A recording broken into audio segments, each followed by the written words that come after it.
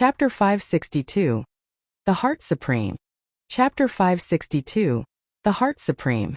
Guehu, what makes an expert great? Grand Elder asked. Guehu pondered for a while before his eyes flashed with bloodthirst, looking down on the world with no one to match him. We, Grand Elder snorted. Experience is the father of wisdom. The same applies to experts. The higher one's cultivation, the closer he touches upon the world's values, until he reaches the heart supreme, standing in perfect harmony with it. But don't think for a second that such a man is a pushover. They keep to themselves most of the time, and when they act, the whole world shudders, calamity strikes, and death spreads. What is perceived as a weakness is in fact hidden inside their hearts. A single intent can cower the living. This is what a true expert is. Guehu looked hard at Grand Elder, perplexed. Grand Elder continued, despite his confusion, "What did you think of the kid before you fought?" Guehu sighed and shook his head. Yes, he hid his sharpness, hiding the scope of his heart. While you have always been on a murderous rampage, hardly controlling your power, this simple point defines the gap between you. Grand Elder sighed, pointing at his heart. The heart in plain terms means one's window into the world's truth, the Tao. To you it might not mean much now, but the farther you go, the more you'll put a price on it. Every breakthrough comes with a fundamental change. Radiant stage's discerning field, ethereal stage's soul form are prime examples. But do you know how these skills came to be? Guehu shook his head. Grand Elder replied, from one's insights. As you have never experienced it, you have never grasped the meaning of self-discipline. Or you'd have agreed with me that the heart is the root of all power, be it yuan qi, spiritual energy, or soul. When two experts have the same cultivation, the difference in their insights sets them worlds apart. The farther you go, the more obvious it becomes. It said, one could bring about an apocalypse just with intent alone. It don't matter what yuan qi or soul one has. Guehu's heart shuddered. By cultivating all this time, the fiendish aura around him remained, but that was due to the neglect of heart. He might have had a quick rise, but in the long run it would hardly be of any help, treading a path for the weak. Master, does that mean the elders and venerables have a high mentality? Guehu asked. Grand Elder sighed. The demonic path is focused on selfishness, with few and far in between able to curb their desires and temper the demons within to gain insight into the demonic path. Even among elites and venerables. But this path will only stray them farther from the true experts. Do you recall how Venerable sure got hurt when going after the kid when he bumped into High Venerable? Ha ha ha, they're both in the ethereal stage, yet one strike from High Venerable can kill him? Why, because of the heart. High Venerable puts a price on understanding the world, and that makes him the strongest in the sect. It is the sole reason he got out of the labor office and became our best expert. Rumor has it that High Venerable cultivated to radiant stage in just 100 years, despite his poor talent. Yet now no one can reach him, all because of his insights into Tao. It makes one wonder, maybe he'd have gone beyond the ethereal stage with just a little bit better talent. A true pity. Grand Elder lamented, but Guehu was speechless. Nothing could have prepared him for how important one's heart was. It could even turn a simple man into the strongest expert. While he fell utterly short, and the farther he went, it only exacerbated the difference. Grand Elder said, Guehu, I hoped for you to become an elite and fight in the Double Dragon Gathering. But your future is of greater importance. Curb your desires and focus on the heart. Master. Guehu's heart jumped. But isn't it too late? Ha ha ha, it's never too late. Grand Elder laughed. Unlike cultivation, tempering your heart can be done anytime. Some even waste half their lives on one insight. Look at Impermanence 5. Aren't they the prime example of following High Venerable's footsteps? Their souls form a rarely seen domain, but with a frail heart it would be weak. The sole reason for their strength, renowned through the Western lands, is their hearts, just below High Venerable. Guehu's eyes shook and he nodded. But then he hesitated. Master. Just what is that kid's level then? Much higher than mine. Grand Elder sighed. He is a rarity. Not only his power is supreme, but so is his heart. The simple way he struck gave me the same feeling High Venerable did. Say what? Guehu was stunned. Zhuofan not only was stronger but had a heart on the same level as High Venerable. Grand Elder was wistful. Gue Hu, sect leader, has brought in an exceptional expert. Not one of the disciples can hold a candle to him. Please keep this in mind the next time you see him and show restraint. Sect leader must have brought him to deal with us elders and venerables. Zai, sect leader is finally on the move. Gue Hu's heart was a mess. Zhuo Fan, just a profound heaven disciple, yet was at the rank of elders and venerables. I see it now why he never cared about me when attacking. I am nothing. Gue Hu shook his head in bitterness. He had never been ignored by his opponents, never suffered such a setback in his life. Moving on, Zhuo Fan brought his new pupils to the array in the cemetery, and he just stood there carefree. Then Kuei Lang and Yu Ling popped before him with a bow. Steward Zhuo, it's finished. Good, let's begin. Zhuo Fan gestured them to the side and made a sign as he chanted, May the blood tide swallow the world. May disaster envelop the universe. Zhuo Fan extended a finger. The others watched as a shimmering door appeared, letting out wails and screams like no other as it opened. Kuei Gang tensed up. Master, shall I go in? You're in the mood for joking? Why else did your dad and Yu Ling bring the remaining corpses over and I have set up the blood slaughter array? It's for you and blood annihilation training. Now will you shy away after all we've done for you? Zhuo Fan retorted. Kuei Gang gulped, the shrieks grating on his nerves. Master, isn't it dangerous? How else are you supposed to cultivate? How else do you think Yuer gained 3 layers so fast? She jumped right in, and yet you can't even compare to a girl? Zhuo Fan snickered. Yuer tugged his sleeve. Master, you pushed me. Zhuo Fan's face twitched, glaring back. Keep your nonsense to yourself. Are you trying to make me look bad? Shrinking back, Yuer fell silent and Kuei Gang chuckled inside. Then Kuei Lang appeared, hoisted him by the collar and threw him in. You call yourself a man without going through a bit of danger? Is this my son cowering before a bit of pain? Ah, Dad, you're killing me. Howls came from the blood slaughter array. Kuei Lang cast Zhuo Fan a worried look. After all. Zhuo Fan shrugged. Don't look at me. You pushed them onto me. This is my teaching style, pushing the disciples to the brink of death. I've set up this array based on his peak strength. All he has to do to survive is advance or die. Die. Kuei Lang was bug-eyed. Zhuo Fan nodded. Yep, do you regret it? Well, tough luck, it's too late now. If my disciples can't take it, they just have to lie down forever. Kuei Lang was panicking now. He thought it was just a bit of pain when in fact it was a matter of life and death. Zhuo Fan is doing things to the extreme even when it comes to his disciples. Zhuo Fan made another sign and another door appeared with a rumble. It revealed endless mist. With no preamble, he threw Yuer in. Yu Ling froze and the next thing she heard was her sister's cries. Steward Zhuo. Yu Ling tensed. Zhuo Fan said coldly, just a bewildering array. It's good for the heart. Earlier I only gave her a crash course, but as my disciples I need to think of their future and have their hearts in mind. Every 2 hours her entire life will flash before her eyes. All the baggage included. She'll only get out when she understands it. Yu Ling nodded. Next hearing Yuer's laughter 1 second then crying the next. Oh. She has had a rough life. Oh. Chapter 563 Reopening of the Intersect Competition. Chapter 563 Reopening of the Intersect Competition. Months fell off the calendar and the time for the Intersect Competition was nigh, again. The oldies were back in their designated seats looking over the designated stage with Xia Wuya sitting in his designated throne stewing in the same old boredom, seeing nothing had changed. The same disciples we just like before with one exception. 2 disciples were missing. Humair got the short end of the stick, making her an obvious absentee, yet what raised eyebrows was Gue Hu. There was no sight of him. Bang! The 5th match in the 3rd ring goes to Kuei Lang. The 4th match in 6th ring goes to Yu Ling. The 6th match in the 2nd ring goes to Lu Su. Oh! From within the sounds of punching, the judge chimed in with the results. Venerable Sure held his beard, eyeing Grand Elder. What's up with him? Why isn't Gue Hu here? Is he giving up on his spot? Grand Elder had never been calmer. Even Xia Wuya grew suspicious of his attitude.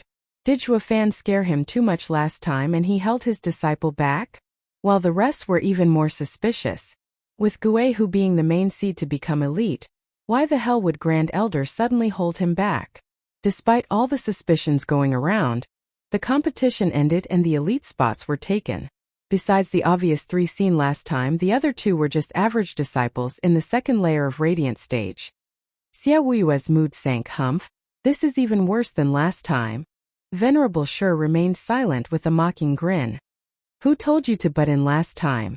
Now you have one less elite candidate. You got what you deserved, sect leader. The other oldies lamented as well. Those 2 softies were no elite material. But what choice did they have? It wasn't like they made Guihu brutalize every disciple he met last time and left them with crumbs in this one. The 2 were so weak, even together they couldn't harm Kuei Lang. Sect leader, the 5 elites have been decided. Venerable Shi smiled. Xia Wuyue clenched his fists and waited. A loud voice came right on cue. Wait, I want a challenge. A tall and sturdy youth flew in, paying his respects. Sect leader, I, Kuei Gang, am an outer sect disciple requesting a challenge. Xia Wuyue nodded after a long look. His mood turned for the better. Ha ha ha. This is the greatest attraction of the inner sect competition. Venerable Shi was seething. Again, sect leader. Yep. Venerable Shi gave back a taunting eyebrow. Going above your station is commendable, Kuei Gang, although you'll be walking between life and death. Sect leader, it's because I do not care about the danger that I must challenge. Kuei Gang bowed with confidence. Kuei Lang nodded in pride. With his son being in the Radiant stage now, meant he would have an easier time than Yue, who was only at peak Profound Heaven stage at the time of her challenge. As for the gap in strength, Steward Zhuo made up for it in spades and trinkets. Xia Wuyue praised. Zhuofan did it again, bringing forth another expert in 3 months. And said, Kuei Gang, who is your target? I want to challenge senior brother Lu Su. Kuei Gang cupped his hands, his eyes fixed on his target. Lu Su mocked. A fresh Radiant stage pup wants to take me on? Humph, do you think I'm Hu Mayer and would fall like nothing? 5 layers difference isn't just for show. Especially now that I've come prepared. Lu Su's hand shone brightly and a scarlet brush appeared. His body did the same and a spiritual armor outfitted him. The elders and venerables cried out. 8th grade demonic treasure. Heaven leading brush and 7th grade demonic treasure. Flowing light cloud armor? Xia Wuyue's brow shook, eyeing Venerable Shi. You went all out, I see. Even giving him your prized possessions. Venerable Shi chuckled. Sect leader, you're too kind. What can one do when the competition has devolved into a test of wealth and not skill? Even with my meager coffers, I at least have enough to give my disciple a head start. Xia Wuyue squinted and turned to Kuei Gang. With Lu Su geared up, his power was through the roof. If Kuei Gang just copied Yue and took out the 3 baubles from last time, he'd still come up short. It's cut and dry. Kuei Lang frowned with worry for once. He didn't think for a second that Venerable Shi would dump demonic treasures on his disciple, and wondered if Zhuofan's plan for this challenge would succeed. While Kuei Gang was at ease, his eyes serious. Nice items for offense and defense. I'll just have to give it my all then. Kuei Gang held a vial and the thick intoxicating smell spread. Many oldies cried. 9th grade pill, savage blood pill. Since I train in blood annihilation technique, the savage blood pill can boost my blood flow dozens of times. Even in the 1st layer, this pill alone will give me the power of a 3rd layer. Kuei Gang swallowed it. A bloody aura surrounded him and only increased as time went on. The stench of blood gave a nauseating feeling.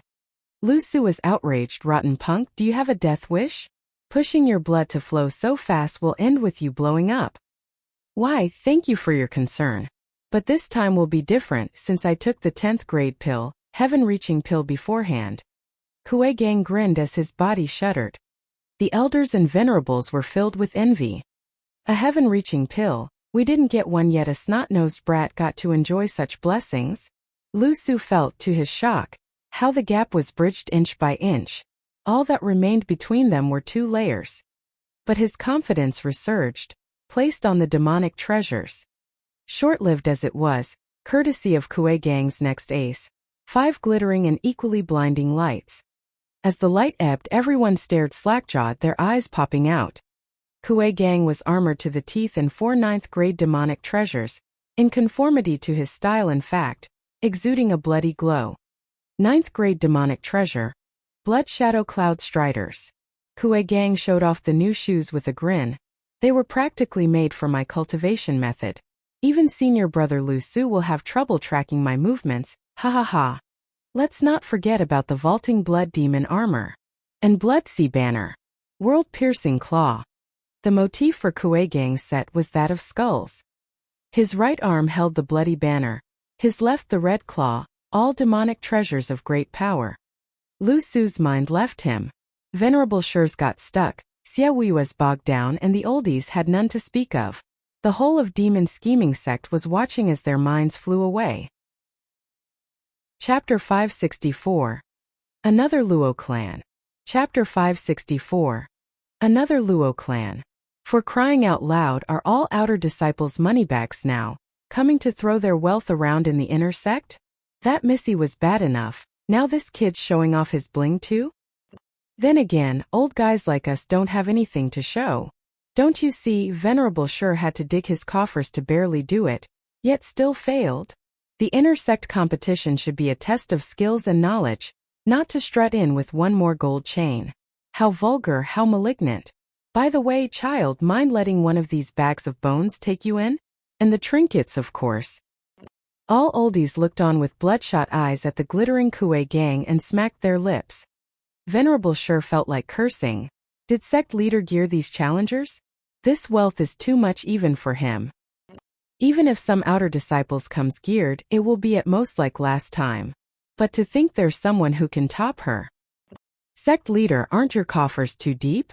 Who among us can take out 4 9th-grade demonic treasures, and freaking in tune with the wielder at that? He has to have taken it from the sect. Xia Wuiwei was glum. Venerable Shi was suspicious. Talk, sect leader, are you corrupted? Xia Wuiwei felt that his look earned him at least a couple of slaps. I'm the sect leader here, giving my all for the sect, and you accuse me of embezzling? When in fact it's you old guys trying to scheme the sect of resources in the most legit manner. Yet you come question me? Get lost. But at the sight of those dashing demonic treasures, he fell silent. Even he'd come to the same conclusion if he were in their shoes. Where else would an outer disciple get all this stuff? When not even a sect leader could take out so many.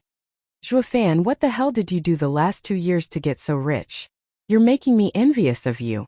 No wonder High Venerable came up with that plan. Humph, only a moneybags like you can pull this off. Xia Wuiwei smiled and sighed, still envious of Zhuofan. Just some secular steward and yet wealthier than a sect leader. Kuei Lang was shuddering with excitement and was on the verge of tears. That's why the 4 scheming demons stick with Steward Zhua even back in the sect. He's too rich, throwing out 4 9th-grade demonic treasures like nothing. No one in the sect can top him, not even elites get such treatment. Getting him as master is the best thing that could happen to anyone. You'd get tons of resources and heaps of treasures and pills. Being elite? That's for the poor. Kuei Lang and Yu Ling looked excited at the kids being under Zhuofan. Senior brother Lu Su, your move. Kuei Gang grinned, raising the Blood Sea banner, and the sky took a bloody hue, with the air taking a heavy scent. While the world-piercing claw on his left arm left 5 bloody trails in the air as it tore the space. Staring at the 4 demonic treasures, Lu Su looked at his own too and his face twitched, finding himself lacking by a mile. Senior brother Lu Su, by your leave. Kuei Gang taunted. Lu Su's lips shook, his eyes went red and he snapped, by your sister. Goddamn it, pushover. How the hell am I supposed to fight with you all geared up? I freaking quit. I'm out. Crack. Lu Su threw away his 8th-grade demonic treasure like trash and stomped away in anger. Venerable Shi was about to call him back, but no words came out. What's the point when it's obvious there is no chance of winning? Glancing at the brush on the ring, Venerable Shi had a bitter smile. I scraped the bottom of the barrel to get it, yet it looks so dull now. Venerable Shi shook his head and flicked his hand for the brush to come to him. He mocked, Sect's leader's wealth is beyond measure. You're truly our leader in name and in reality. Don't look at me, I've got nothing to do with this. Xiaoyue squinted in anger, then said to Kuei Gang, since Lu Su has abstained, the win goes to Kuei Gang and so does the elite spot. You may now choose an elder or venerable as a master and become an elite. Kid over here. No, pick me. I'm totally devoted to cultivating. Oh, the same thing happened to Yue 3 months ago, and this was just a repeat performance. Every elder and venerable outdid themselves in trying to get the gaudy disciple. But Kuei Gang had already made his decision, ignoring the squabbling fools and bowing. Sect leader, I already have a master in the labor office. Please send me there as well to stay by his side. A laborer takes on outer disciples. Everyone was speechless, looking at each other with dumb looks. Is that guy worthy? Xiaoyue smiled and nodded. All right, since you have such a filial heart, then I shall let you go to your master. And please tell your dear master that these items are quite nice and ask him to make me a set as well. Xiaoyue got up and swaggered off to his hall. But his words only stoked the flames as the oldies and the disciples around were bug-eyed. What the hell? A laborer gave all these trinkets to an outer disciple. And even the sect leader asked for some, not ordered it. That shows his respect. What kind of monster is hiding in the lowest rug of our sect? And why haven't we heard of him? Venerable Shi's eyes widened, while Grand Elder was calm, having seen it coming. The 2 outer disciple challengers all went back to the labor office. That place reeked of something for sure. Sect leader hid his man in such a low-key area to develop, so why expose him now? Has everything been set in motion? Grand Elder watched sect leader leave with a frown. Venerable Shi pondered. Sect leader, about the elite spots. Defeated again and again by mere outer disciples, and you think they are worthy to become our elites? Xiaoyue mocked. Venerable Shi frowned. Does that mean the competition is postponed again? Postponed. Xiaoyue stated. Do you think they can achieve some great enlightenment in a few months? No, I think the inner sect has lost its rights to be nurtured. Venerable Shi gripped his beard in shock. You mean to tell me the outer sect is more suited to be nurtured? Venerable Shi had suspicions now. Xiaoyue was gone and left this old man with a headache about his real plan. Kuei Gang strutted off among the people's glares, showing off his bling as he left. While the oldies had greed in their eyes, the disciples were envious. Envious and longing to be in his shoes. You're telling me that punk Xiaoyue had you give me a message in front of everyone? Back at the cemetery, Zhua Fan asked Kuei Gang. The kid nodded. Yes, master, sect leader did tell me. And probed, master, why did it sound like sect leader is so close to you? No matter how close we are, that doesn't mean he had to make it public. Zhua Fan muttered. I just had to do it once or twice more and I'd get the perfect excuse to tidy up the inner sect. But he announced my existence, so now I've got the attention of all those elders and venerables. But why? That's exactly why. A voice came from behind Zhua Fan. Didn't you set up a Luo clan outside? Then I ask you to raise another Luo clan here, in the labor office. Chapter 565. Elite Labor Office. Chapter 565. Elite Labor Office. Whoosh! A gray shadow appeared and Kuei Gang bowed at once. Greetings, sect leader. He didn't see any features but knew his voice. Moreover, he was stunned that the sect leader would come in person to the labor office to see his master. That's why Dad always told me that when master came to the labor office, he had a huge backing. Sect leader is that backing.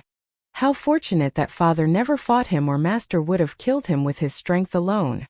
Kuei Gang eased a breath, oblivious that his old man did challenge Zhua Fan while he was out cold, only to be smacked back to his place. Though his dad was too ashamed to admit this. Another Luo clan? Zhua Fan asked as if Xiaoyue was his equal. Shivering inside, Kuei Gang sighed. Master is godlike. He doesn't fear even the sect leader. Though he also saw how close the two were. Xiaoyue was helpless. This brat is a maverick, never giving a hoot about rules, but since I need him, I'll wait until the dust settles and give him a piece of my mind then. Though he wasn't about to expose this situation to anyone or no one would take him seriously. So Xiaoyue bottled up all that annoyance and glared at Kuei Gang. Leave us. We have things to discuss. Yes, sir. Kue Gang bowed and darted away in a jiffy hearing his cold tone. Xia Wuyue said, I want you to raise another pillar in the labor office. Just like the inner sect and the elites are, to such an extent that those disciples will choose this place and leave those old guys hanging. Why? With just 2 more challenges, I will make the inner sect look useless and you can retake your authority. The cost to establish a new inner sect in the labor office is too big. Xia Wuyue smiled. Those old-timers are rooted in the inner sect. No matter how I change it, it won't amount to anything. It might buy us time for when the Double Dragon gathering comes, but in the long run, it will still degenerate. While the labor office is a place no one gives a damn about, the freest. You can do anything you want and no one will tell you off. A new inner sect isn't a pet project. You need time, people, and resources to pull a stunt like this. Especially resources, since even as a sect leader with all those oldies pushing you, you'll hardly have the legitimate reason to come support the labor office. Anyone can tell dumping resources here is a waste. No one will agree. Xia Wuyue mocked. Who said I'm giving you anything? You have all the resources you need. You want me to pay for it? Shuofan pointed at his nose. Why the hell should I? I don't know how you got loaded and came into wealth, even giving disciples so many top goodies. Yet now you are complaining about sharing some with the sect? You're a demon-scheming sect disciple right now, so act like one. Xia Wuyue snorted, feeling mighty sour. I'd never speak of this plan if not for your deep pockets. You're the only one who can bear this responsibility and raise a new inner sect. As for time, since you took just 10 years to get Luo clan so high, you're sure to get a new inner sect built in a short time as well. Regarding people, you'll have the labor office to pick disciples from, and I've also spread the word that labor office houses an expert that can train elites in a short time. I reckon the inner and outer disciples will flock to you. So lighten up, it's all a matter of resources now, ha ha ha. Xia Wuyue laughed and Zhuofan came out of his stupor 2 seconds later with a vengeance. You're robbing me blind. Going Robin Hood on me, are you? That's my hard-earned capital. I can't just take everyone. Think it through. As a moneybag, don't come crying to me. It is your contribution to the sect. By the way, the kid must have told you by now. Give me a set as well. I'm fresh out. You've robbed me of everything and became a pauper. Zhuofan's face twitched. Xia Wuyue hid a smile, feeling uplifted all of a sudden, and vanished with one last line. Kid, better make do on that set order I have for you. Since I'm covering for you, it's time you did something for me, haha. I'll do something alright, kick you in the tenders. I'm doing all the work and now you want me to pay for all of it too? Frickin' frassum, no one's as dirty as you. Oh right, this is a demonic sect, everyone here stinks. Zhuofan's mood sank and he gnashed his teeth. Xia Wuyue, I'll get you for this and won't stop until you cry. Oh, dang. Under the clear moon night, labor office was quiet as all laborers had come back after a toiling day of work and training so that one day they may leave this hopeless hellhole. Though those resigned to their fates just had a peaceful sleep, doing the work like robots. Then a clear bell ring sounded across the land and jerked them awake. Everyone looked around, stunned. The gathering bell? So soon? Kue Lang and Yu Ling were the only ones who could use it, but with them gone, who'd have the same power? An aged voice called from outside. Everyone is to gather at once. Elder Yuan, who called the meeting? Aren't Kue Lang and Yu Ling gone? One laborer rushed around in panic and asked the old man. Elder Yuan smiled. People come and go, but the camp is never without its soldiers. The 2 have left, but someone took their place. Hurry up now, or you'll piss him off. Elder Yuan went all over the place to announce. A new boss? Did an inner disciple get dumped here again? 2 left, yet another one shows up? Sigh, there's just no rest for the wicked. I wonder if he's any better? The gang rushed to the cave and the meeting place. But the boss left them speechless. It was no senior brother or sister, but a fellow they all knew too well, Zhuofan. Next to him were his 2 disciples, both in the radiant stage. The pressure bore down on the laborers and made them tense on the spot. Elder Yuan ran to the platform and grinned. Steward Zhua, all are here. Thank you, Elder Yuan. Zhuofan looked down on the laborers. You are all gathered here for 2 reasons, one good and one bad. Everyone looked around puzzled. Zhuofan smiled. The bad news is your happy days are over. Kuei Lang and Yu Ling are gone and you have had around half a year of easy time. But now, I am in charge of the labor office and will get you to make up for those 6 months of lost time. Every heart skipped a beat, having a bad feeling. Zhuofan looked to be in the 8th layer of profound heaven stage, but his power went way beyond. Even Kuei Lang and Yu Ling showed respect. Can't you see his disciples? They're radiant stage experts, for crying out loud. The fact that they were disciples to a profound heaven master went to show what a freak he was.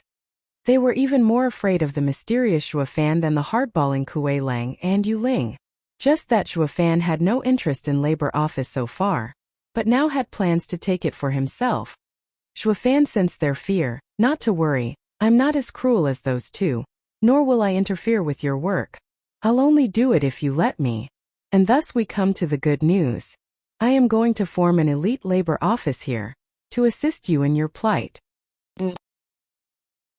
Chapter 566, Top Outer Disciple. Chapter 566, Top Outer Disciple. Elite. Everyone was perplexed. Weren't they the lowest rung in the sect?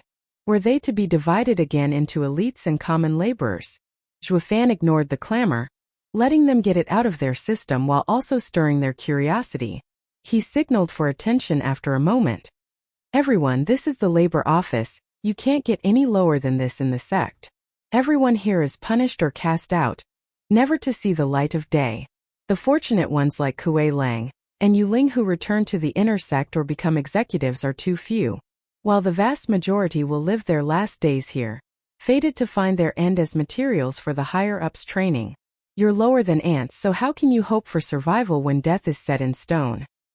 Zhuofan's words caught their undivided attention. Yeah, we're only guinea pigs for others, raised for the right moment to take our lives. They were truly poor souls and would be better off dying than live such a wretched life. Sorrow consumed them and some even sobbed in despair. Zhuofan had a grin as he stated, everyone knows I am special since I got here. Without so much as a test, they put me here even though I didn't commit any crime. Why, you ask? Envious of my talent? Zhuofan roared, you must have heard of Kuei Lang and Yu Ling's situation. And you've seen with your own eyes what a dark pit the inner sect is. It's those elders and venerables who are envious of talents that landed me in this place from which I can never escape. Even if I do, I will never wash away this stain of being a laborer, always beneath them. Zhuofan's rage would not be denied. Kuei Gang flinched and rolled his eyes. He saw with his own eyes how sect leader came to Zhuofan for help in this plan. With sect leader's cover, no oldie was going to come for him. Those two were enacting a devious and hidden plot out of the masses' eyes. Yet now his master had twisted it into playing the victim. Master sure knows how to spin it. Little did he know that Zhuofan was attacking their morale, using the art of war to get them on his side. By living alongside the laborers in the labor office, they related to one another and allowed them listen to his ideas and follow him. Many were filled with grief at Zhuofan's speech, recalling their own bitter experiences. Some were trapped and forced here while others were thrown like trash, earning the stigma of being laborers. No matter how they got out, they would still be the targets of ridicule and shame. Labor office's disciples united their hearts with Zhuofan's, in their grief and anger. Elder Yuan nodded inside. That's how you rule. Kuei Lang and Yu Ling were boors with their rough tactics. No matter if the others feared them, they saw the two with hatred and denial more than anything.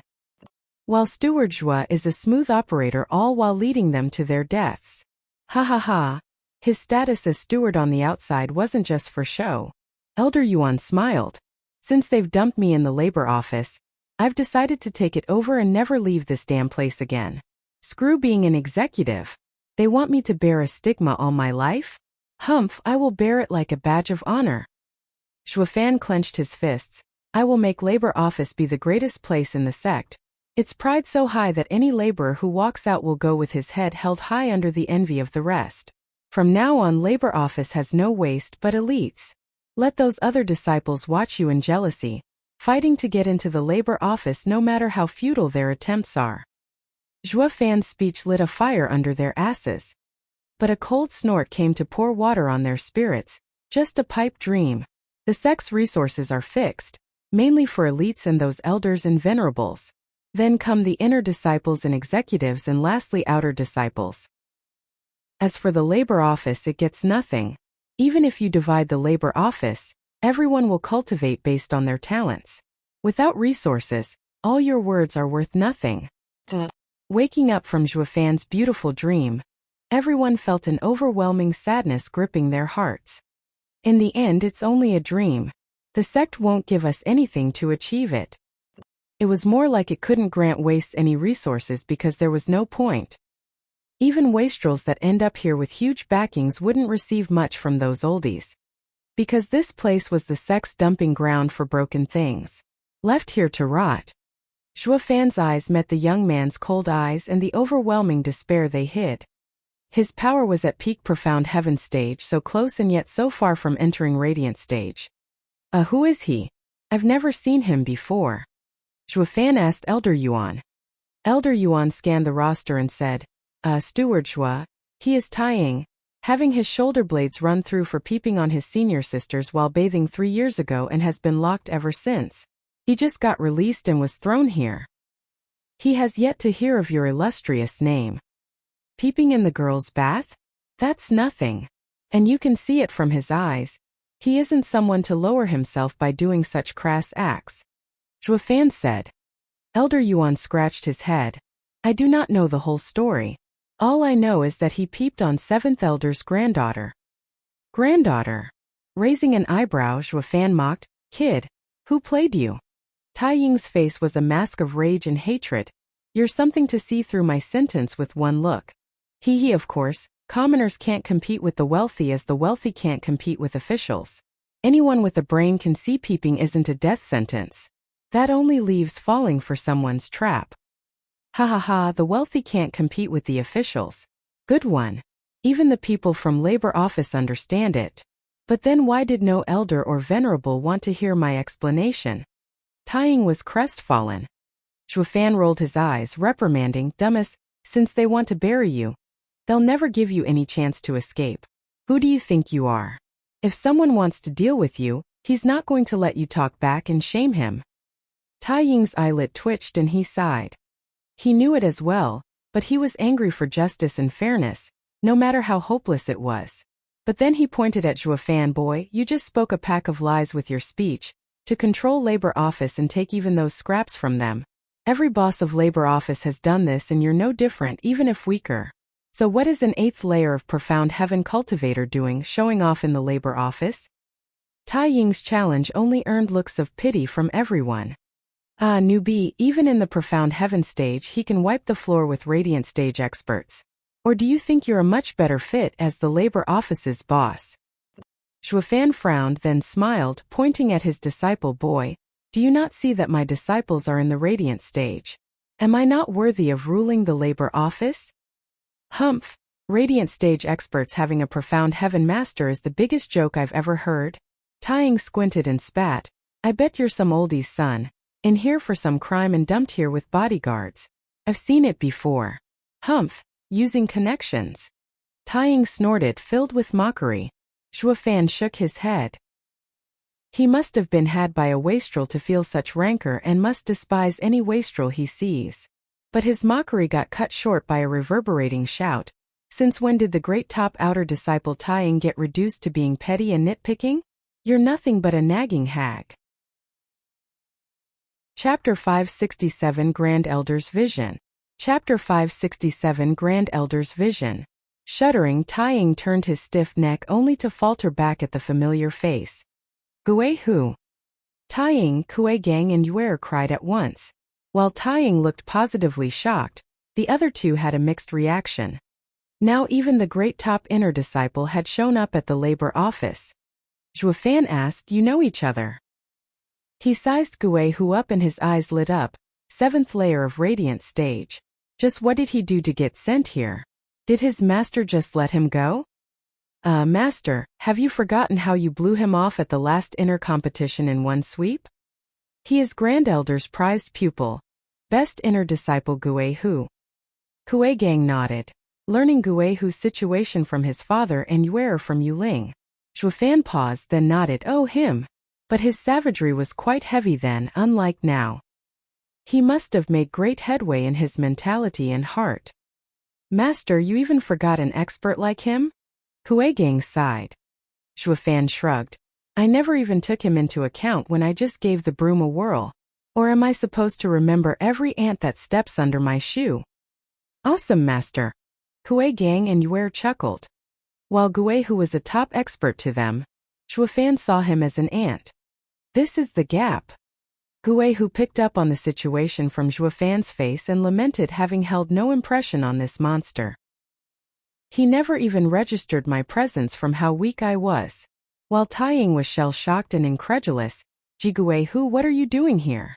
Yeah, you should be well on your way as an elite. Zhuofan gave Elder Yuan a curious glance. Elder Yuan inspected the roster and found the answer. Steward Guei, who has been here for 2 days. They say he stole a pill and Grand Elder banished him in rage. Steal? The best inner disciple to become elite, having everything handed to him, stole? Zhuofan eyed him longer. You came for me, didn't you? Guei, who hid his shock, then gave a slow nod. Taiying shed his shock in favor of a moronic look. Ah, so you came for revenge. But what kind of grudge must have pushed you so far as to fall so low to pursue it? No matter how much of a dump the labor office was, it was under the sect's protection. For Guei, who to kill a laborer, he could only do it by lowering down to his target's level since the sect's rules forbade hurting anyone lower than him. But the price was inconceivable and even stirred up doubt in Taiying. Buzz off, who are you calling a moron? Guei, who rebutted, then stared at Zhuofan hard as he recalled his master's words. You are the product of your environment. I am not adept in the matters of the heart, while Impermanence 5's mentality evolved so much thanks to being around High Venerable, which made their domain a murder weapon. If you seek to go further on your path, walk by the kid's side. As for being some laborer, High Venerable has a saying I most approve of. The strong are everywhere. The path you tread is your own, not the sect paving it for you.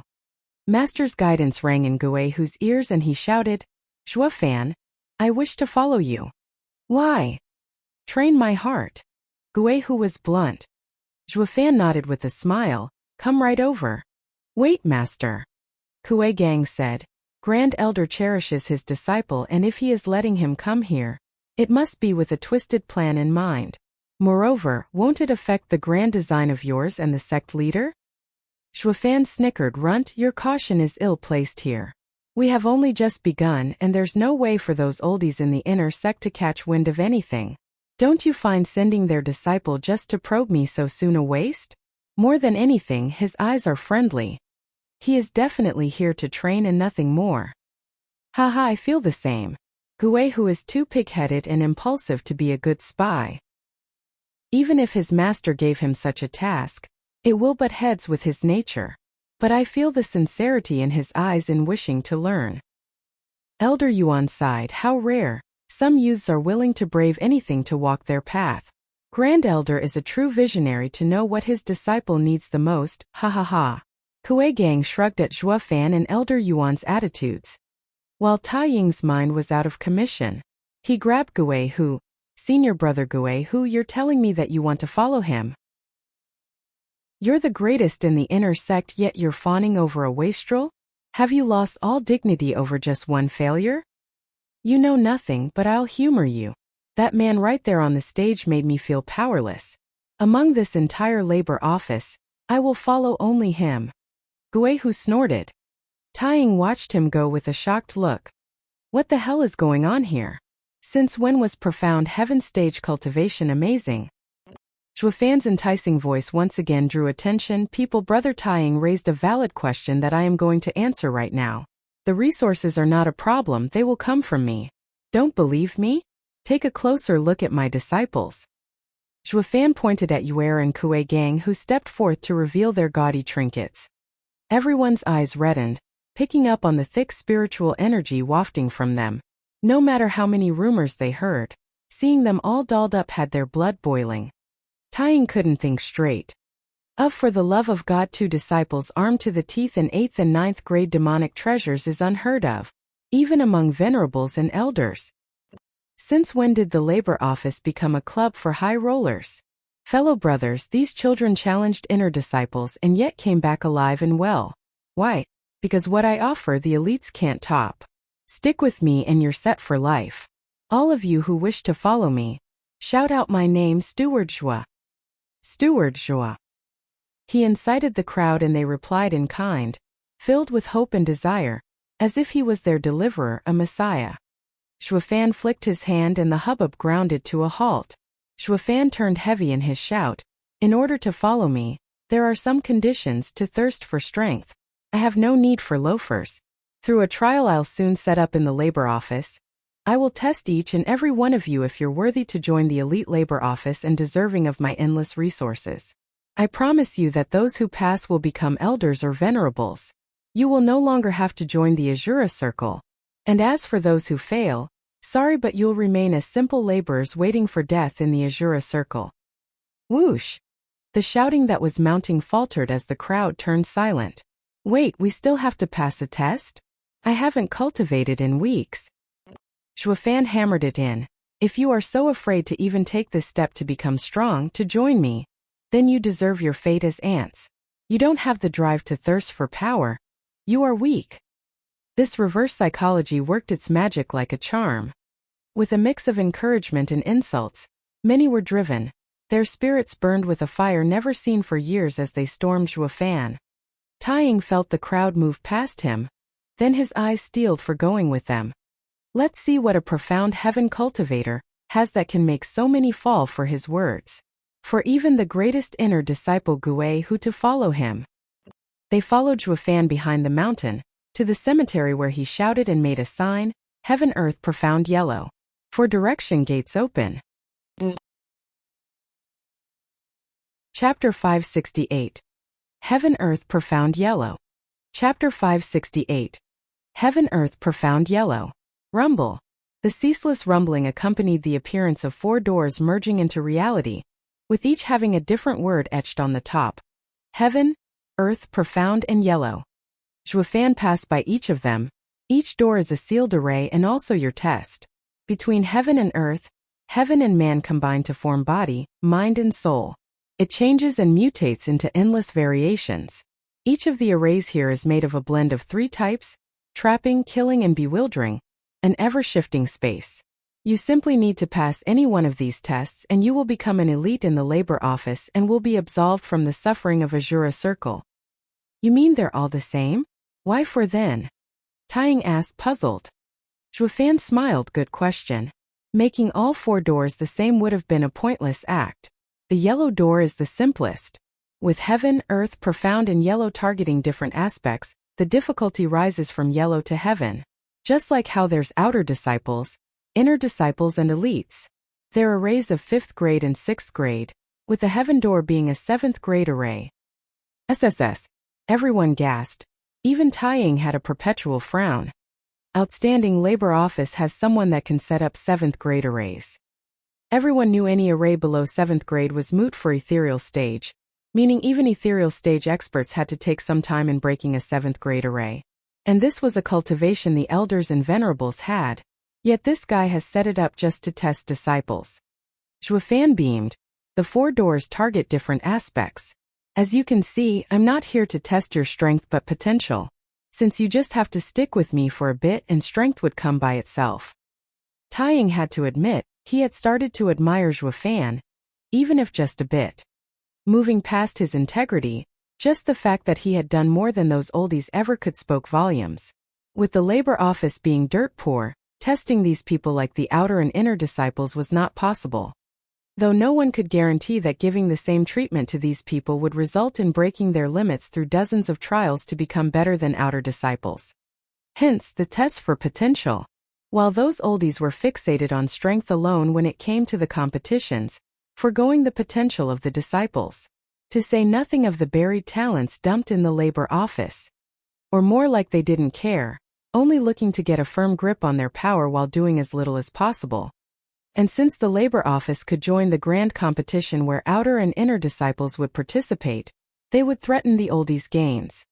So they always pushed on the labor office, wasting it into the ground to strengthen their authority.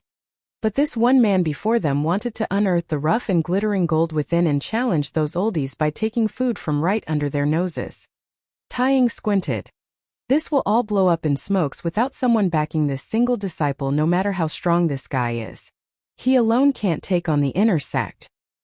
Someone's out to change the status quo in the sect. And this guy is his right hand, stirring up chaos in the labor office. Great! Taiying shouted in excitement. That got the others' attention. What's up with him? Shuofan had an odd look. Did he lose it? Taiying walked over with steady steps before Shuofan. I know your plan and I'll join. It's high time for the demon scheming sect to change. You have to prove yourself to me first. Shuofan's eyes flashed. We have a thinker in our midst, one that is fueled by rage and hatred for what those oldies did to him. Taiying pointed at the earth door. Before I do, answer me this. Will you take me with you once I come out of it? I will. But I must warn you, there's a killing array inside. Having been locked up for 3 years, your strength must have waned. For your sake, choose the profound door. Shuofan gave a friendly reminder. Everyone was tense. We can die in there? All faltered back. Taiying couldn't care less, laughing. Live as geniuses or die as heroes. I'd rather die than not live my life to the fullest. Taiying was the first to enter the earth door. It followed with loud rumbling coming from within, rattling the fear in the people's hearts and making them shrink back even further. The kid has a nice personality and will achieve great things. Elder Yuan rubbed his beard. Shuofan smiled. Those oldies' trash is another man's gold. But let's wait after he comes out alive and not jump the gun. Master, didn't we come out of that 7th grade array? This array is only 6th grade. How hard can it be? Kuigang asked. Shuofan mocked. Those arrays you used were designed for your cultivation. 7th grade but far weaker. While the earth door has trapping, killing and bewildering arrays blending together to achieve a multiplicative effect. You're welcome to try the heaven door if you don't believe me. I promise you there'll be nothing left of you. I'd rather not. Kuigang faltered and looked bitterly at Yuer. Yuer only smiled. Whoosh! A dark figure shot inside the heaven door before anyone took notice. Terrible grating sounds followed that shook the nerves of the people to their core. Who the hell is so suicidal to take on the hardest door? Someone shouted. Shuofan eyed the gate and muttered, Gui Hu. Ha ha ha, he is Grand Elder's disciple, of great talent and immense ability. Now that he's in the labor office, he's on our side. Elder Yuan praised. Shuofan nodded. He is bold and capable. I'd train him even without you needing to point it out. Though I can't say if he'll stick with me or go back to Grand Elder in the end. Anyway, all of this is for Double Dragon Gathering. Yeah, the bigger picture. Elder Yuan nodded. Everyone else entered a period of waiting as the heaven and earth doors rumbled on, and with each sound, crumbled their bravery. They were waiting to see their fate. If not even the top inner and outer disciples could survive, they stood no chance at all. Boom! Booming sounds and sharp energies flew all around in the pensive silence. For 6 hours, there'd been no sign of movement from within. The other disciples' hearts were stuck in their throats. Elite labor office is fine and all, but it's too deadly. At dawnbreak, with the 2 disciples still within the arrays, the rest fell into despair. Crack! The sound of slow steps coming from the heaven door announced someone's arrival. It was faint and weary, revealing Gui Hu as he approached. He was gasping and exhausted, on the verge of collapse. The others cried out. Just what's in there to make a 7th layer of Radiant Stage expert so wretched? He's on the point of dying. Followed by a louder sound, a bloody figure came out from the earth door, but his eyes flashed with savagery. One could practically hear hearts dropping, some opting to leave in sorrow rather than brave such deadly trials. Seeing their spirits crushed, their bravery fall flat and their courage going limp, Shuofan declared, Gui Hu has passed the heaven door and received a 7th grade demonic treasure and 4 7th grade pills. Taiying passed the earth door and received a 6th grade demonic treasure and 3 6th grade pills. Yuer and Kuigang presented their rewards. Ugh! All looked flabbergasted at the glittering items. Chapter 569, Unstoppable. Chapter 569, Unstoppable. The spiritual energy-packed pills and dazzling demonic treasures glittered in the eyes of the greedy and envious. Guihu and Taiying held their heavy rewards with a dull look. The first thing they received on coming out was the most astonishing reward. Guihu held an icy demon broadsword while Taiying received a jade and golden weaved gloves. 7th grade demonic treasure, soul-sucking demon blade, and 6th grade demonic treasure, heaven-rending cloud gloves. Zhuofan pointed out, "Oh, forgot to mention. Besides entering the elite labor office and enjoying my many resources, you also get a reward. 7th grade demonic treasure and 4 7th grade pills for the heaven door. 6th grade demonic treasure and 3 6th grade pills for the earth door. A 5th grade demonic treasure and 2 5th grade pills for the profound door. A 4th grade demonic treasure and 1 4th grade pill for the yellow door." The audience was too dazed to react in excitement. From being filled with fear, they were now filled with desire. Zhuofan grinned and pointed behind him. There are few turning points in one's life. Whether you grasp it and soar, become a dragon among ants, it will all be up to you to roar. The red-eyed mob took to the doors like an assault, all lusting for shiny rewards in detriment of their lives and the dangers they would face, losing all reason. The really crazy ones jumped into the heaven door, utterly suicidal. What hope could they possibly have? Yet a few dozen people who still had a little mind to care about their lives decided to leave, and Zhuofan did not stop them by any means. Greed is good, but don't lose your mind over it. Such reckless desire will only bring them death, sooner rather than later. In a jiffy, howls and wails adorned the morning sky above the heaven and earth doors. Their fates were sealed. Once everyone got in, Guihu glanced at his blade and gave it back. "I know your words were just to entice them. Now that they believe it, here, take it back." They were to entice them, yes, but were also real. This is your reward for clearing the heaven door. Keep it if you want to be an elite laborer. You'll need it. Zhuofan said. Guihu said, "But it's too much." "How so? It's only a small reward. I am no poor fellow." Zhuofan chuckled. Yue and Kuei smiled. "Master is well off. If you don't want it, he'll just give it to someone else." "Say what?" Guihu sized Zhuofan up with shining eyes. Taiying blinked incredulously as well. Here they thought Zhuofan was playing a role to get his name higher in the labor office and get those cowering laborers to assault heaven and earth doors with a little incentive. Only to find the guy really did hand over those rewards. "I told you. Upon joining the elite labor office, you will receive plenty of resources. All from me. Now then, you two, Taiying in particular, you don't have to worry about the sect's political struggles while you are in the labor office. We do not rely on the sect, only on me." Taiying's heart shook. He took Zhuofan for another man's pawn in some big shots plan. These great demonic treasures and pills had to have come from someone with a really high-up backing. But it was all in his head. The guy is a moneybag. He wants to make his own faction hidden from the sect's eyes. Don't all disciples come to sects for resources? Why stick to the sect when he's the one giving them out? Taiying grew thrilled. Even being sent to this rotten garbage dump, he still found a way out. Brother Zhuo, what might we call you?" Taiying cupped his hands as he ventured. Zhuofan pondered. "I've been the steward of my clan before this, and now I'm the steward of the labor office's elites. So just call me Steward Zhuo." "Yes, Steward Zhuo." Guihu and Taiying nodded. Now they waited for the survivors. Oh. Minutes and hours ticked by all the way till the sun hung high above in the sky and the birds sang until someone finally came out. Weary and shaky people wobbled out of the door, all covered with wounds. Zhuofan eyed his disciples and they responded in kind, by stepping forth with the rewards. At the sight of all those pills and demonic treasures, the weary trial takers stood up like their wounds were nothing, touched to the core. They never thought they'd ever see such a thing again after being thrown in the labor office for years and years. "I'm so touched. Even death would have been worth it." As more and more came out, Kuei and Yue gave them their rewards and their cheers grew in number. Zhuofan did a head count once everyone was out and found only 50 missing. Probably dead. Not that anyone cared when they all looked after themselves first and foremost. Oh, and the massive reward, one shouldn't forget that. If the reward had come later, they'd lament and take a moment for their fellow brothers who had died in the cruel trials.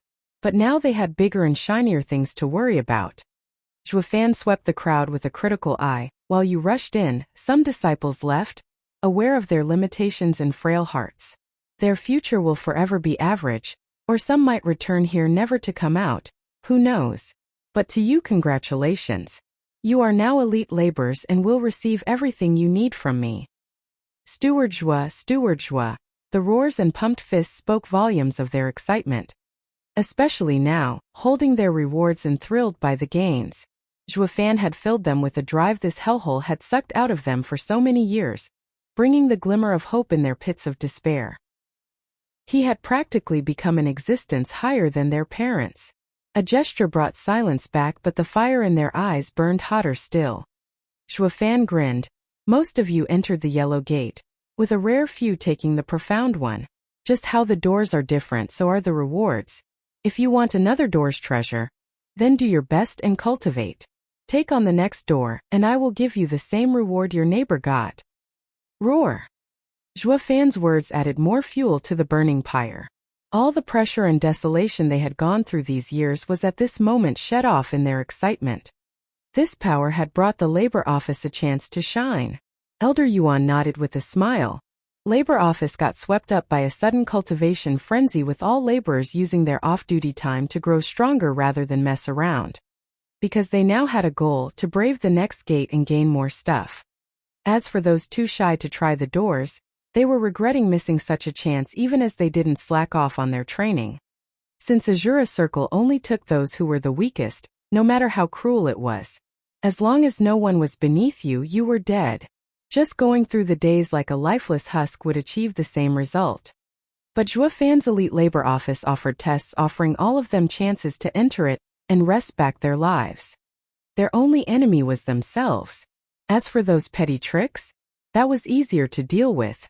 Harming another was harming oneself, and the time would be much better used on cultivating. It comforted Elder Yuan greatly, seeing all of them focused on cultivation, since all their efforts were for themselves. While nitpicking about others' weaknesses was in fact avoiding one's own. And this frenzy got so big it infected the outer sect. Chapter 570 Flaunting. Chapter 570 Flaunting. Rustle. It was the sound coming from a girl in a poor garb swinging a broom in a courtyard like one did with a sword. The courtyard was spotless in an instant. The girl made sure no corner was cut and gave a sweet smile as she rushed away. Done so soon. A lady in green appeared in the courtyard and called out to the girl, "You've been in a rush as of late. What's the hurry?" The girl giggled, "Ha ha ha, senior sister. I'm cultivating." Cultivate. Lady in green was taken aback, then mocked, "Ha ha ha, you?" The girl's mood sank and anger bubbled inside her. Just then a lady in purple rushed in, taking in the tense mood. "Junior sister, why are you laughing?" "Senior sister, she said she's rushing back to cultivate, ha ha ha. Isn't it funny?" The lady in green held her stomach and laughed away. The one in purple eyed the girl, then cracked up, "Girl, you're a laborer yet you want to cultivate? Learn to enjoy life a little. Don't miss out on your best years. What's wrong with being a laborer? I've passed the test and now I'm an elite laborer." The girl huffed and stuck out her quite modest chest. The two laughed harder. "What elite? You're just a no-good laborer." She must have lost it being in the labor office for all this time. Once a laborer, always a cripple, yet still trying to cultivate. Does she think of herself as a phoenix rising from the ashes? Hi. Junior sister. This girl must have a screw loose. Just ignore her. The lady in purple jeered. Then took out a jade sword with smugness. "Elder Huang just gave me this third-grade demonic treasure. What do you think?" "Wow, third-grade demonic treasure?" The other looked in envy. "With so many outer disciples, getting one is so hard. Tell me, what deal did you struck with Elder Huang?" The purple lady blushed and cursed. "Hey, I earned it with my talent. He'll take me as a disciple once I enter the inner sect." "Really?"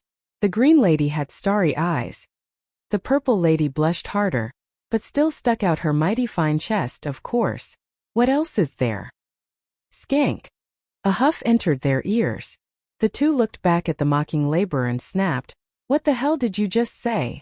Skank. That's what selling yourself for a measly third-grade demonic treasure would get you. The girl's honesty was devastating. The two of them were fuming mad. Humph, ignorant servant. I bet you've never seen a third-grade demonic treasure in your life. Whoosh. She ended up choking from the dazzling light show coming from the girl's blade revealed in all its glory. The sharp edge and its thick spiritual energy snuffed the purple lady's treasure's aura like a candle. A fourth-grade demonic treasure? The purple lady was tongue-tied. The green lady was dumbfounded as well, rooted in place with an empty head. Only the girl wiped the shiny edge of the blade with her poor garb with pride. The two outer disciples cried out, "Did you just steal a fourth-grade demonic treasure? Idiot, if it were that easy, you think your senior sister would have sold herself over a measly third-grade demonic treasure?" The girl kept her insults going while waving her blade around. "Almost all elite laborers have at least one of these by now. I'm still too weak to get a better weapon. Some senior brothers even have 5th, 6th or 7th grade. That's why I've got to work hard to get Steward's reward. I don't have time to waste on something as insipid as cleaning or you." The girl left in a hurry and swaggered off with her big blade. The two ladies were too stunned to react. When they did, they were overwhelmed. Elite Labor Office? What's that, a place to train elite disciples? The green lady asked. The purple lady shook her head to gain some semblance of reasoning back. "I've never even heard of it. Or there wouldn't be a labor office at the end. Where else is one supposed to get a fourth-grade demonic treasure, when not even inner disciples can get one? Just hand one to a laborer?" "Yeah, just what place is that?" The purple lady pondered, then grew anxious. "Junior sister, isn't that rumor going around for a couple days now? The one saying that the labor office has a huge expert who has 2 disciples that crushed elite candidates in the inner competition. Yet even then, his disciples came back to the labor office." "Is the elite labor office where the expert stays?" The green lady nodded. "Maybe, but let's look into it to make sure. If he likes senior sister, then we'll strike gold. Didn't you hear that, girl? There are 6th and 7th grade goodies as well." "Yeah, let's go." The purple lady nodded.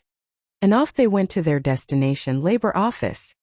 Similar cases popped up in many corners of the sect, all freakish. The despised laborers made a comeback the likes of which the entire sect had never seen, as they flaunted their stuff. Showing off one's bling wasn't exactly a skill, but it had its uses, to make the inner and outer disciples' eyes go red. What took the cake was their statement, "We're from the elite labor office, and all the wealth comes from our patron." With red eyes and thumping hearts, the disciples from all over the sect converged on the labor office to uncover the mystical identity of the super boss.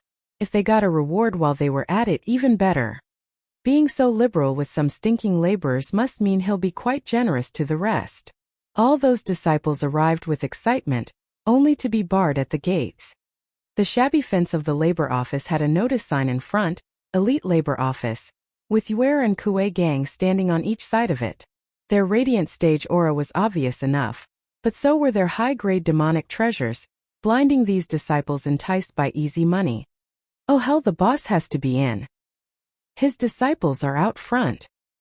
More and more disciples flocked in, begging to see Zhuo Fan, yet Kuei Gang and Yuer never relented. Kuei Gang shouted, "Hold it! This is the elite labor office where the master is resting. Who dares to disturb him?" Whoosh! His shout rang heavy in the crowd's ears, his aura pushing them all back. Yeah, a place is known for its local big shots, not the terrain. Just what kind of big boss came here to make it have such paramount importance? Anyone could come and go as they wanted to in the past. While now there were 2 radiant stage experts acting as guards. "Senior sister, senior brother, could we just have a peek at the expert?" Some of them rubbed their hands. Yuer and Kuei Gang had an insidious grin. "Of course you can, but he is the steward of the elite labor office and only sees laborers. You may see him at your leisure when you become one." "Say what? Become a laborer to see him? That was too steep a price." Everyone frowned and they were all conflicted. Taiying and Gui, who carried 2 bruised and wounded laborers to the pair. One passed the profound door. The other passed the earth one. Someone passed the earth door like you, senior brother Taiying? Are you sure he's not a cheat? Kuei Gang raised an eyebrow. Taiying chuckled, who can cheat with me around? The earth door isn't too hard though. I ended up like that because I've just gotten out of chains and was quite weak. Otherwise I would have barely gotten hurt. Well, Master did put you 2 to supervise the doors, so we believe you. Kuei Gang chuckled and took out a 5th grade and a 6th grade demonic treasure. The crowd's eyes popped out. Taiying looked at them with envy. So many blessings upon Steward's disciples. He even has you holding all of them. This? Master gave us 8th and 9th grade demonic treasures and you think we care about some baubles? Ever since we paid respects to our master, our horizon has broadened and we no longer find these trinkets valuable. I even have 30 of them in my ring, waiting for the others to pass the earth door. Kuei Gang shrugged. The inner and outer disciples still around were shaking like leaves. The big shot is loaded and is so generous too. It might even be worth it to become a laborer. We would get far better treatment in here than in the inner sect or elite area.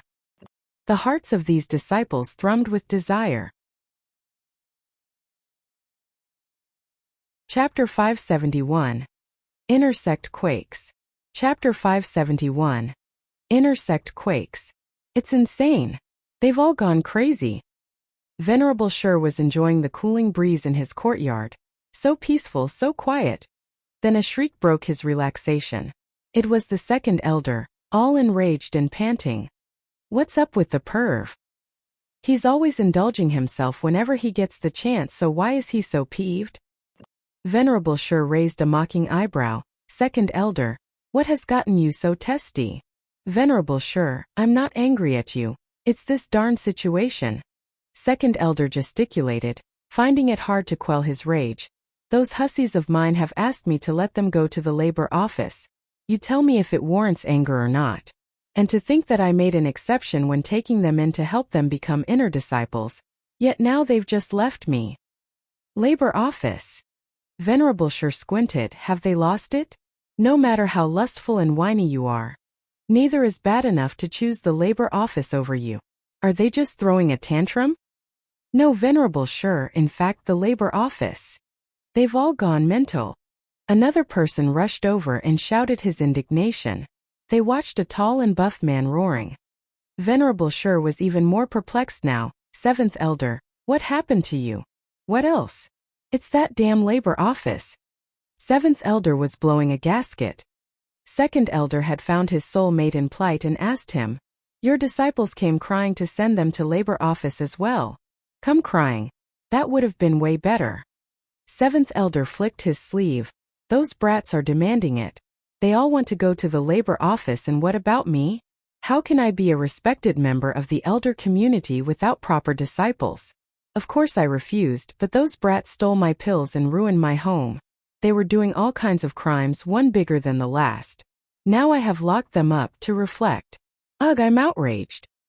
Venerable Sure listened to their rants and grew unsettled by the second. What on earth happened? Why have inner disciples flipped with no rhyme or reason? Venerable Sure, you still don't know. The two sighed and the second elder explained.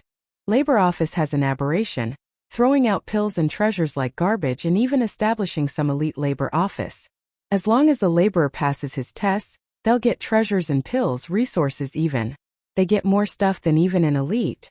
The news has made the disciples lose their minds, all coming up with strange plans to get punished and be sent to labor office. This fight is harsher than even in the inner sect competition. Venerable Sure's face fell and he frowned. Labor office again. Sect leader has played his hand, I see, and he played it big. Sect leader. The two cried. Venerable Sure was certain. It must be him. Or how else can the labor office without any backbone cough up so many things and upset the sect's peace? Sect leader is planning to use the lower rung to crush the higher ones to aim for us. You two convene with the elders and venerables. Let's see just how far is sect leader going to take it. Venerable Sure's eyes flashed and the two cupped their hands. Yes. Dang. The ringing spread across the inner sect and the oldies rushed to the hall. Xia Wuyue frowned, walking over as well. The place was packed. Who called for this meeting? Xia Wuyue took his rightful seat and demanded an explanation. The copper bell can only be rung in times of great crisis, unless the sect leader does it himself. Have you forgotten, or is the sect in grave peril? Xia Wuyue's icy words made everyone shrink and stammer. Venerable Shi stepped forth with a bow. Sect leader, I have rung it. There's an urgent matter in need of your attention. And what might that be? A siege? Xia Wuyue raised an eyebrow. Venerable Shi shook his head. Inner chaos is more pressing. The unity of our people will brave any dangers. Demon scheming sect will survive. Which makes this inner trouble a pressing matter. We have to settle it before it affects our safety. What could have happened to be so critical that it would lead to our destruction? Xia Wuyue had a savage look staring down at Venerable Shi. Venerable Shi's eyes turned to his fellow oldies. Elders, venerables, how many disciples are exhibiting odd behavior? How many are talking about going to the labor office? I've lost half of my disciples and it won't be long before I have none left. A grizzled old man spoke with pain. Then another one mocked, you fool, just refuse. You're the fool. If I refused, who knows what they'd do, who'd they piss off? I used to scare them with labor office threats, but now they'd accept it on the spot. Yeah, my disciples are going crazy as well, shirking all responsibilities. What am I supposed to do? Labor office is the latest fashion all of a sudden. Everyone is dying to go there. Oh, the old-timers devolved into a clamor. A pissing contest for who had it worst. It was a greater havoc than when Monkey King ran amok in heaven. What used to be a drive for the disciples to get into the inner sect had turned 180 degrees and become a drive to plunge into the labor office. And the blow that hurt the most was labor office being out of these old-timers' control.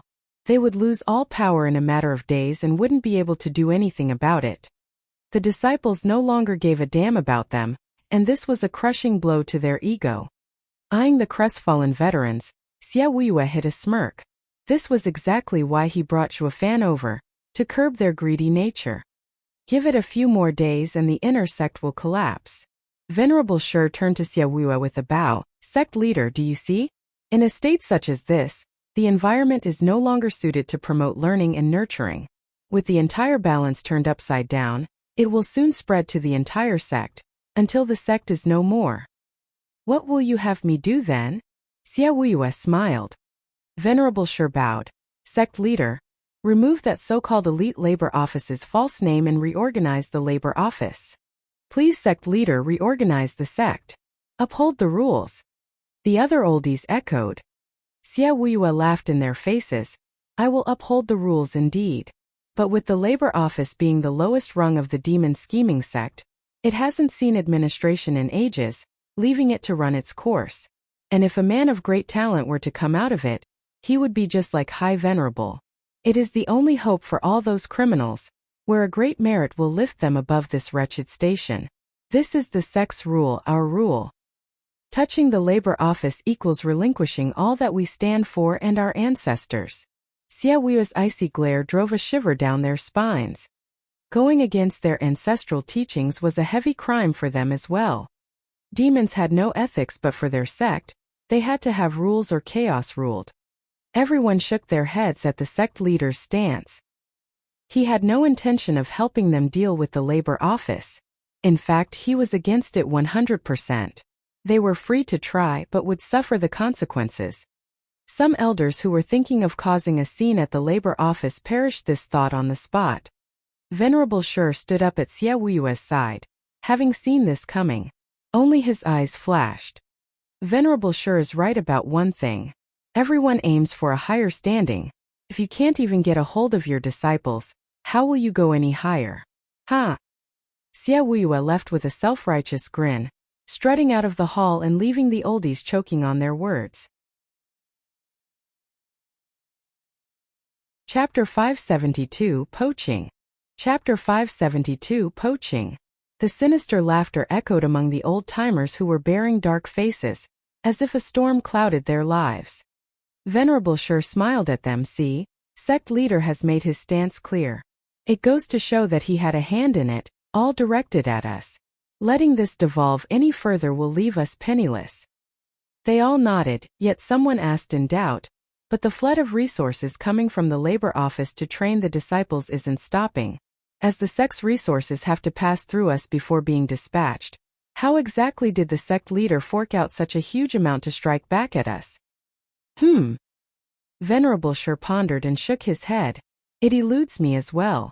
But one thing remains unchanged: we can't let the labor office's attraction go on. As we don't know the full extent of those resources, no matter how we regulate the sect's resources, it won't affect the labor office. What worries me is that when we are left with no disciples, sect leader will use this as an excuse to take control of our rightful resources. That remark hit right where it hurt them the most, and the old men were wrought by pressure. Taking away their resources was akin to crippling their status in the sect. Sect leader's drastic move is ingenious, second elder exclaimed. The rest snorted and nodded. Venerable Sure's eyes were constantly moving. Yes, sect leader did use a great move. But can't we do the same and beat him at his own game? What do you mean? Everyone asked. With a crafty glint in his eyes, Venerable Sure began.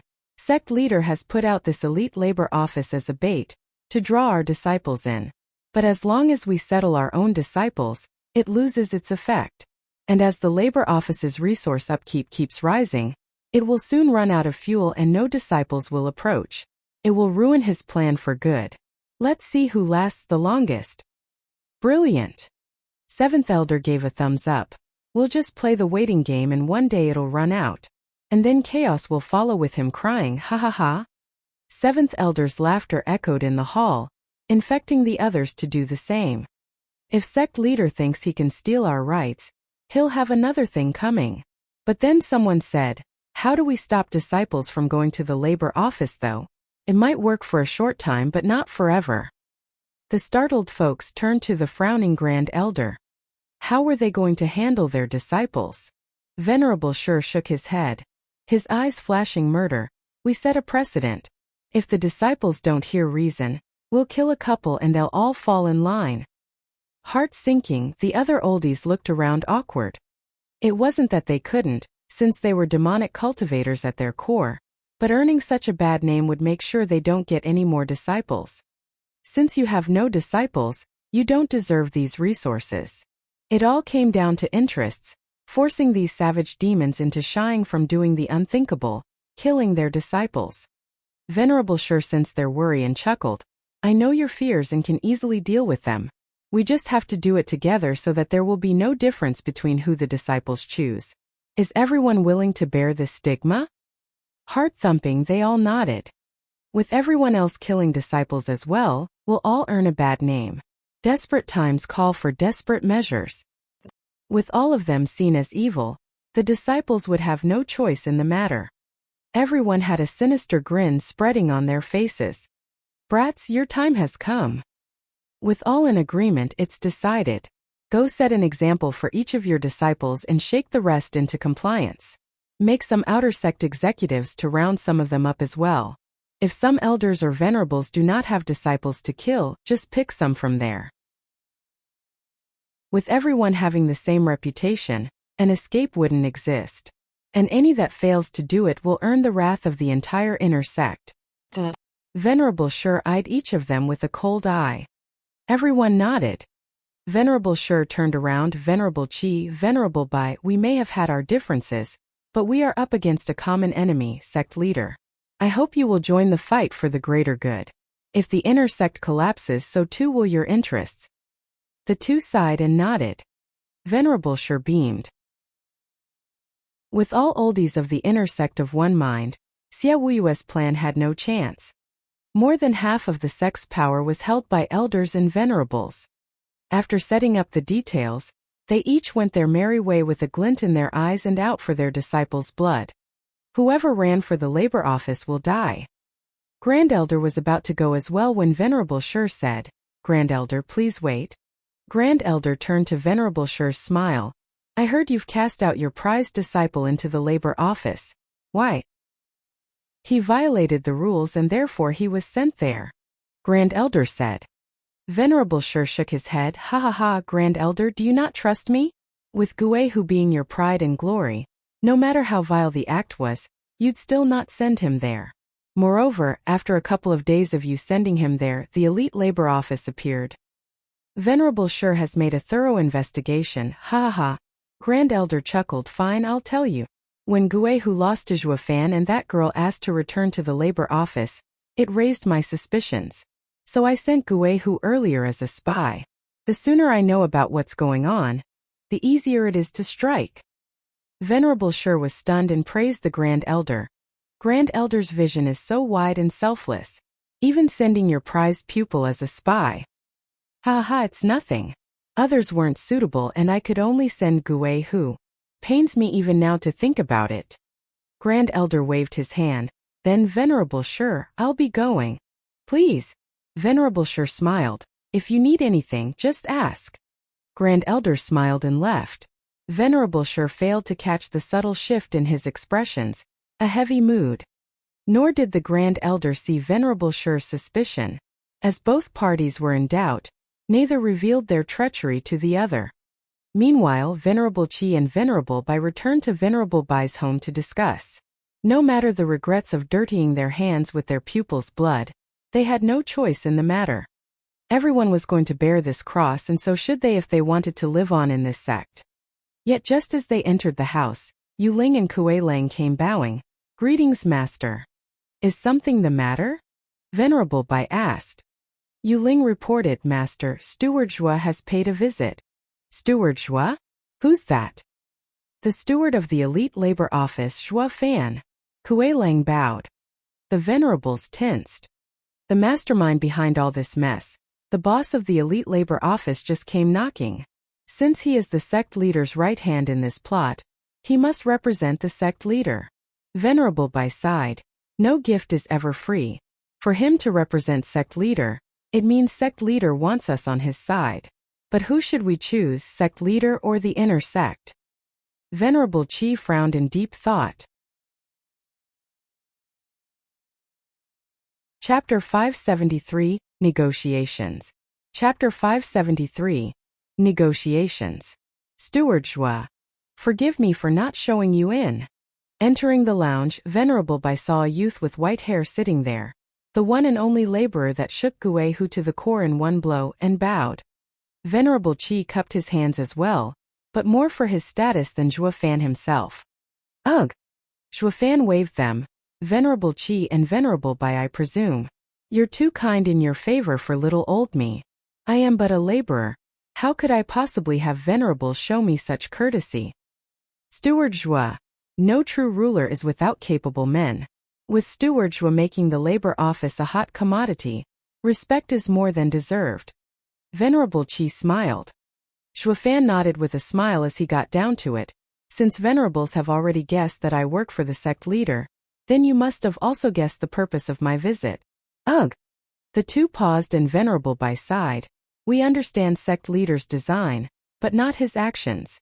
We are venerables, giving our all for the sect and not tangling with unnecessary squabbles. I mean, we are part of the inner sect and cannot follow the sect leader's request. Venerable Qi sighed, putting on a pained face.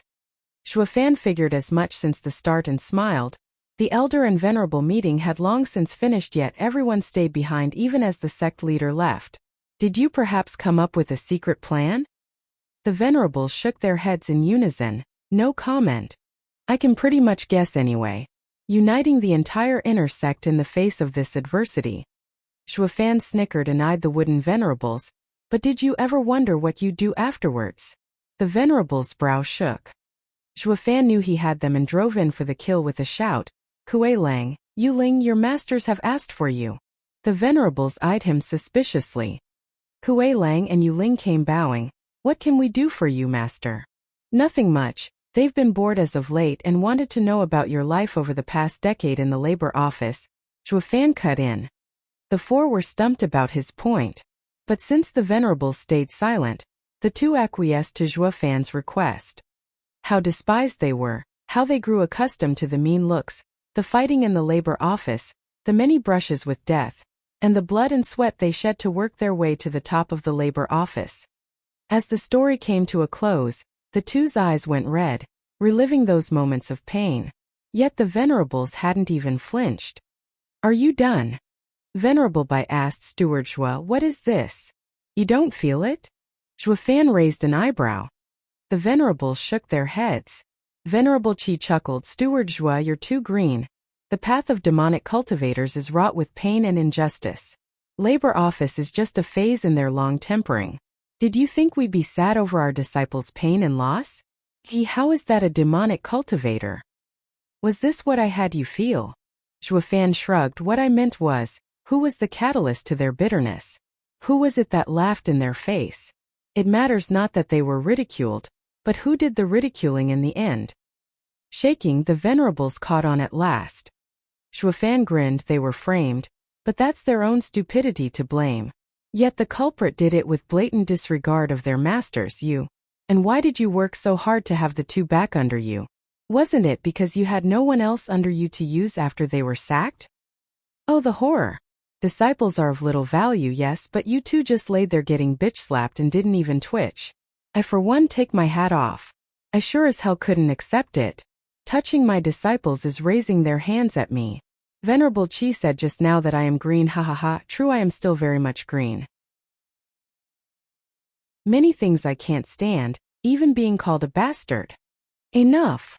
Venerable Bai snapped in anger. "Zhua Fan, I am showing respect to you out of kindness to the sect leader.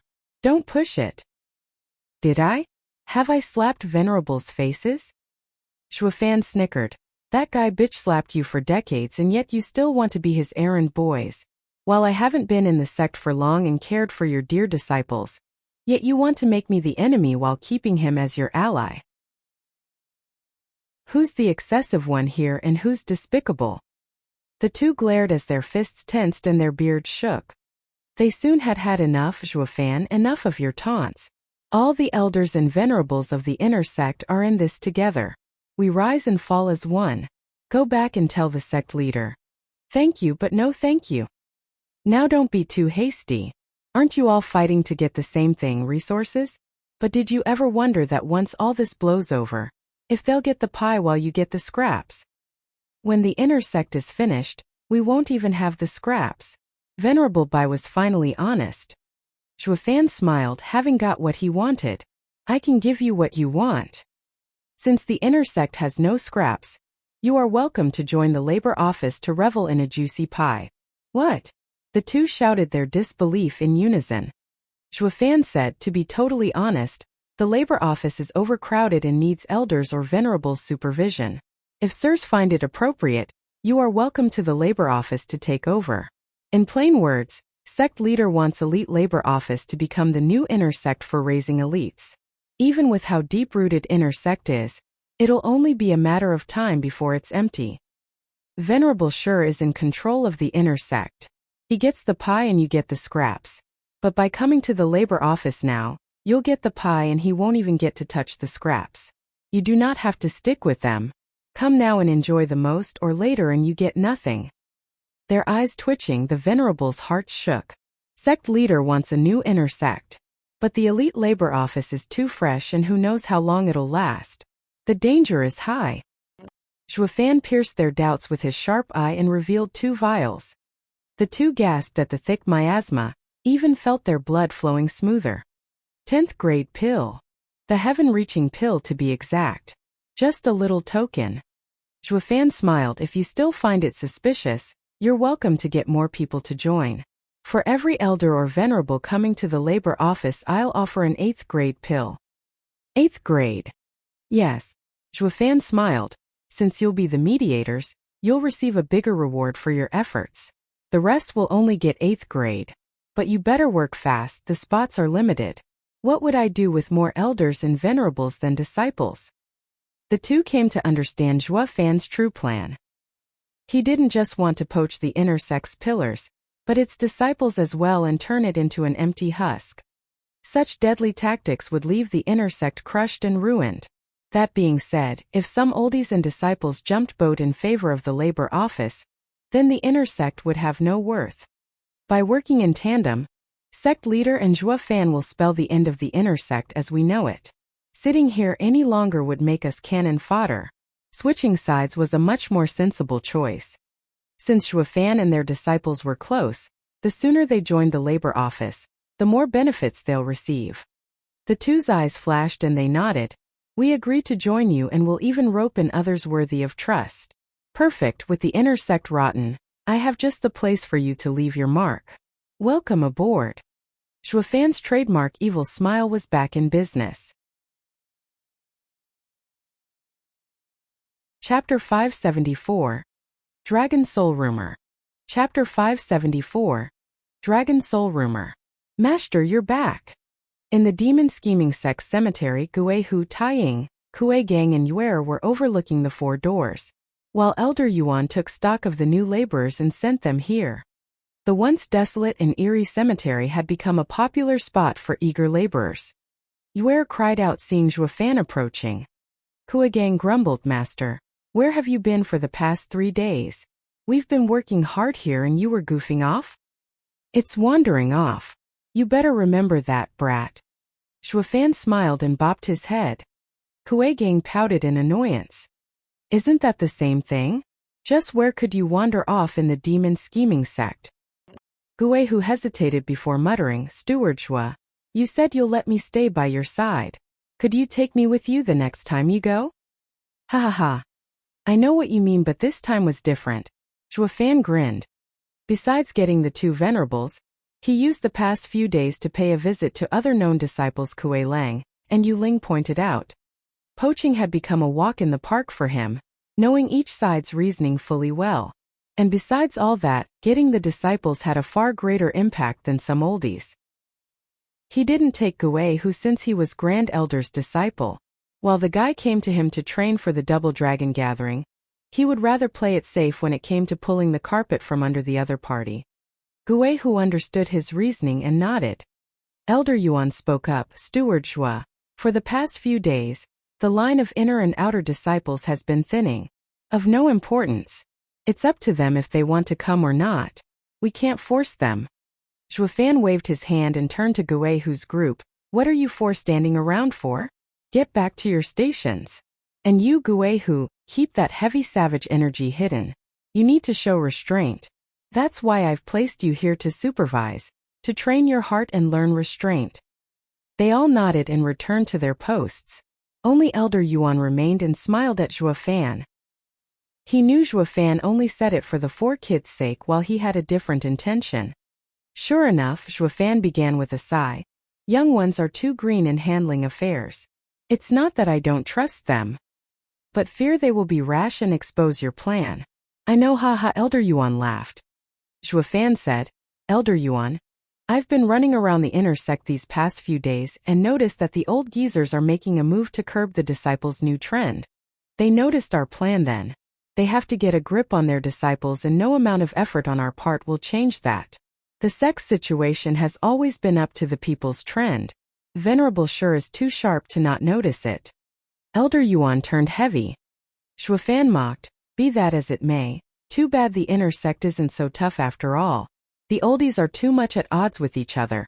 Even as they band together to weather the storm. All I need is to instigate them and a crack shall form, and with a few promises, they'll turn faster than flipping a book. Venerable Qi and Bai will do the splitting for me, while with Kue Lang and Yu Ling's help I've got some strong inner disciples on board. The favor I gave them is showing its worth. I am amazed how Steward Zhua's every step is calculated and controlled. Ha ha ha, Elder Yuan laughed. Zhua Fan rolled his eyes. Please, I had to waste 2 10th grade pills for those venerables. And that's just the start. For the other oldies I will have to give an 8th grade pill each. I'll be ruined at this rate. Are you running low? How much do you have left? Elder Yuan jerked. Once Zhua Fan's pockets ran dry, the plan would be shot and flushed down the drain. Zhua Fan squinted. Why do you care so much? You think I don't know that just after telling you that I can raise a sect, the next second Xia Wuyue came telling me to do so? Think I'm stupid? Telling you about my wealth will make you do everything to make me spend it all. That means you have plenty to spare, haha. Great. Elder Yuan nodded and smiled like a weasel. Zhuofan's mouth twitched, though he didn't care that much. He could keep up with the expenses for a long time, but that didn't mean he wanted to. The faster he finished this plan, the faster he paid back Xia Wuyue's favor and would be free. He never once cared about the demon scheming sect. It was all for the sake of being able to leave. If there was one place he'd rather spend his time at, it was that new little house. Elder Yuan noticed it as well inside. The kid has no connection to the sect, even with his 2 disciples here. Elder Yuan smiled. Steward Zhua, you've gone to such lengths and spent so much for the sect, and having received nothing in return must have put you in a bad mood. Then let me tell you a secret rumor that might be of little help. What rumor? Is it Xia Wuyue's gossip? Next time I'll smack that greedy little bugger, and take out my resentment on him so that you never get another idea about my pockets, ha ha ha. Elder Yuan's face twitched and he chuckled. Steward Zhua, please don't joke. I'm being honest here. The rumor comes from the Western lands and only the higher-ups of the sects are privy to it. I only got to hear about it by playing lackey to an alchemist. It is about the secret of the dragon vein soul. Dragon vein soul? That caught Zhuofan's attention. You mean that 9 dragons' diamond body? Elder Yuan smiled in disdain. That's just a waste of dragon soul's power. What do you mean? Zhuofan turned serious. Ethereal stage experts say, with the 9 dragon souls in one's body, anyone who can withstand their torture while under ethereal stage will achieve the 9 dragons' diamond body and enter the ethereal stage on the spot. But this path is a waste, because his soul would become that of an earth dragon soul. No different than those other 9 dragon souls. So when meeting another ethereal stage expert, your body may be tough, but your soul will be weaker. The better way of using dragon souls is the 10 dragon soul convergence. Conjoining heaven and earth, activating the heaven vein and drawing the 9 heaven dragons' powers into yourself to form the heaven dragon soul. It is beyond anything the earth dragon soul can achieve. This soul's natural aura can quell another's soul and make battles far easier. Rumor has it that the earth dragon soul is a top soul, but lacks in both attack styles, and one could only skip 2 layers while the heaven dragon soul can skip 5. What? Zhuofan was astounded, having never heard of anything related to heaven dragon soul.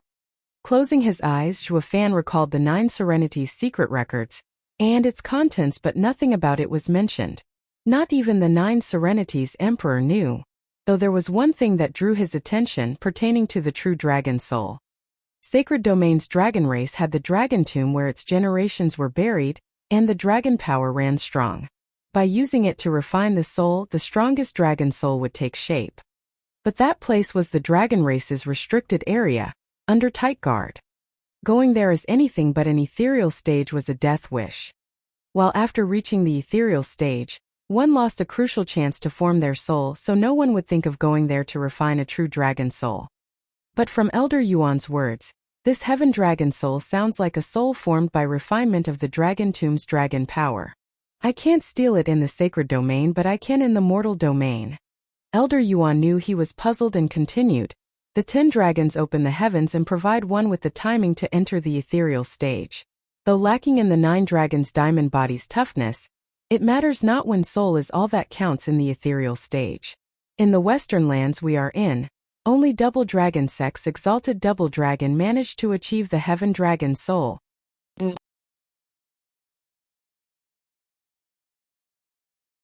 Chapter 575.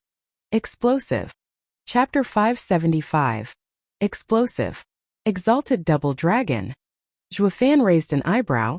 It sounds like it's connected to the double dragon gathering. Elder Yuan nodded. Ha ha ha.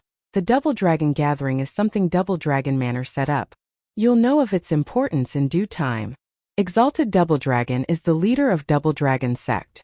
Be it the 9 dragons diamond body, or 10 dragons opening the heavens, they all came from them.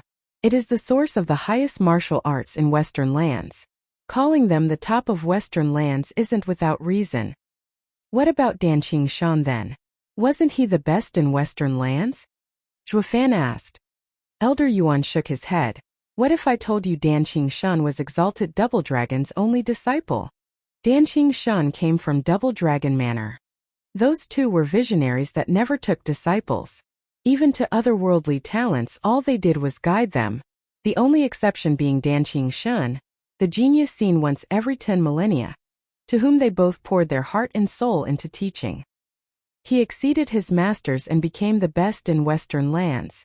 But because of a falling out which threw Western lands in chaos, Danqing Shun left without a word. That's why the best in Western lands is Exalted Double Dragon. Elder Yuan sighed. Exalted Double Dragon might not even want this title, having lost such an amazing disciple. They might never meet again. Zhuofan eyed Elder Yuan and nodded. Few are those that can see the diamond in the rough, while a true eye for talent might not even find the most dazzling gem of them all. Having been a master himself, Zhuofan understood the desire to pass on one's legacy.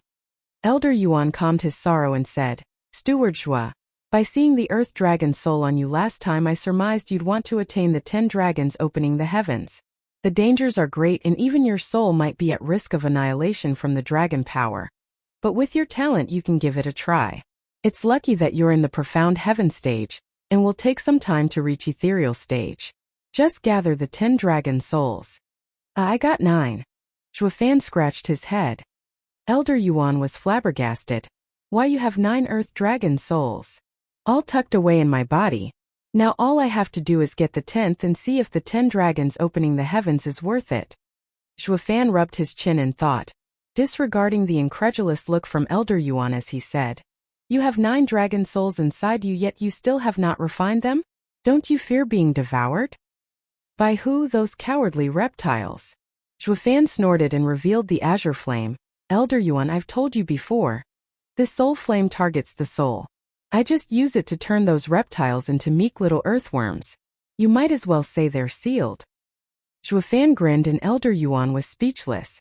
The great 9 dragon souls were actually chilling in his body. That's the same as caging 9 dragons. No matter how sturdy the cage, they'll still lash out like savage beasts and tear you from the inside. Yet Zhuofan had them standing in the corner like weak lambs. Elder Yuan was still out of it. What is this azure flame to quell the deadly earth dragon soul? I got them back in Tianyu from someone training in 9 dragons diamond body. I was considering using the 9 dragons diamond body to enter the ethereal stage, but abandoned the thought as it made my cultivation unstable. Now that I've heard of the 10 dragons opening the heavens, I can only rejoice at my right decision to wait it out. Zhuofan smiled. Elder Yuan nodded and sighed. Steward Zhua, your farsightedness is beyond anything I know. I would have long since entered the ethereal stage if I were you. Why, thank you. Zhuofan felt much freer now. Oh. In his past life he never thought of achieving the heaven dragon soul, but now that he had the dragon souls, his luck truly was off the charts. In a fortnight, a shocking event took the demon scheming sect by the storm. Venerable Qi and Venerable Bai as well as hundreds of oldies petitioned Xia Wuyue to be transferred to the labor office to supervise it. Their disciples were to follow as well. Venerable Shi suffered a crushing blow, finding himself in an inner sect with a third of his original forces. It followed with many known inner disciples requesting sect leader to leave their brutal disciple-killing masters for the labor office. They were in the thousands. The requests of the disciples and the old-timers was explosive news, crushing the inner sect oldies' agreement of working together. The peace had held for 2 weeks and then crumbled so fast Venerable Shi's faction had no way of retaliating. Xia Wuyue was over the moon. His ever sour and grumpy mood uplifted as he stamped the requests with his seal of approval. The giddy look coming from him screamed, I'm the mastermind. Since he never showed such a bright smile to anyone. It only attested to how right they were in taking this course.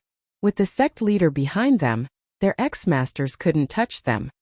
The inner sect's new trend was such a rage that it infected the outer sect as well, and the disciples marched into the labor office's open arms regardless of the executives meddling. It resulted with the executives being split into 2 camps, pro-migration and against it. The sect was on the brink of war. What was once a united group for the common good and benefits, some of them just took off, leaving the rest hanging. Crack! An exquisite piece of china lay there in pieces, suffering the wrath of Venerable Shi, Venerable Qi, Venerable Bai, damn them all.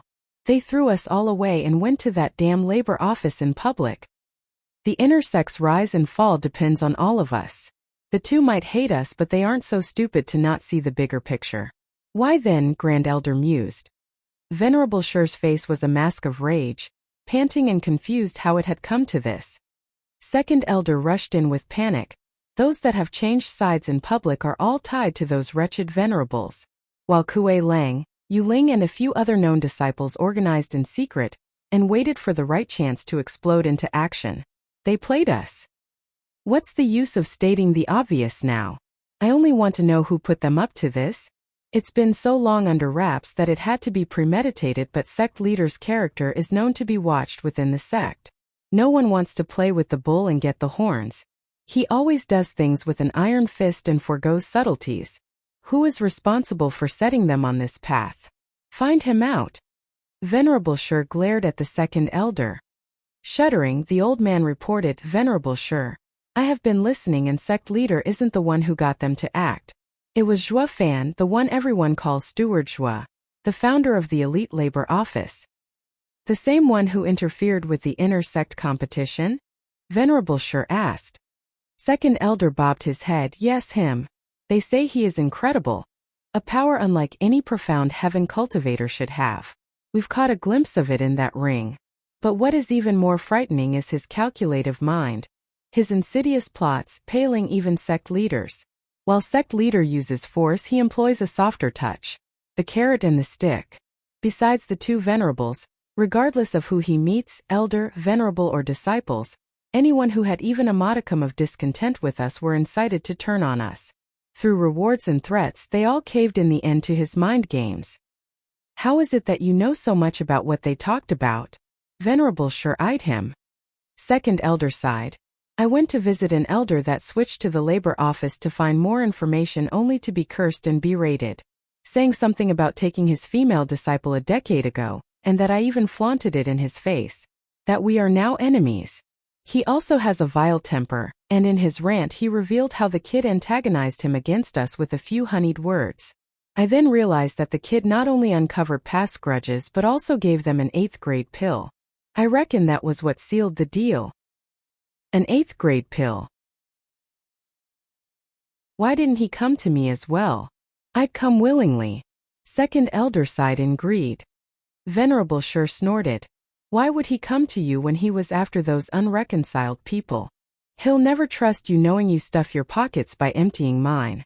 We are the true winners in the inner sect, it is our turf. Or would you rather be without a home and at another's mercy? Second elder chuckled. Yes, he'd go for the pill, but would soon be coming back, recalling where he left his cash cow. Zhuo Fan, a mere laborer of exceptional skill. I have no choice but to meet you myself. Venerable Shi squinted.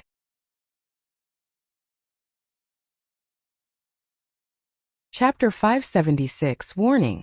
Chapter 576 Warning. Make sure you know your limits before stepping into the heaven door. Even I had a high risk of dying. Kuei Lang stood there with an inquisitive look before the rumbling door, and just as he took a step, a voice entered his ears. He saw Guei Hu standing before the door with disdain. Kuei Lang hesitated. Senior brother Guei Hu, don't try to scare me and just tell me how dangerous it is. Since my son cleared a 7th grade array, I can do it too. I'm not so stupid to fall for your threats. Guei Hu rolled his eyes and ignored him. Your funeral.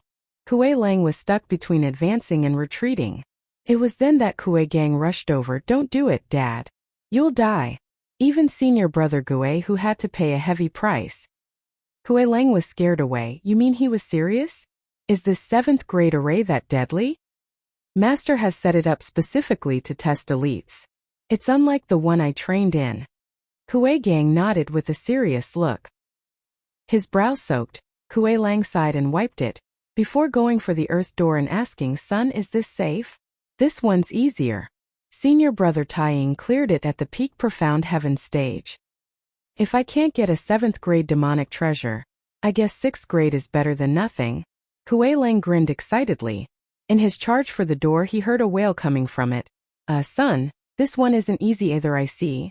Yu Ling and her sister were just coming over and giggled at him. It was a scene most common of late before the 4 doors in the sect's cemetery. With the oldies from the inner sect came so many disciples, the labor office was packed. The lines to challenge the trials were never ending. Everyone was excited to jump right in. Everyone wanted those demonic treasures and pills guaranteed to them once they cleared a door. Such a treatment surpassed even the inner sect.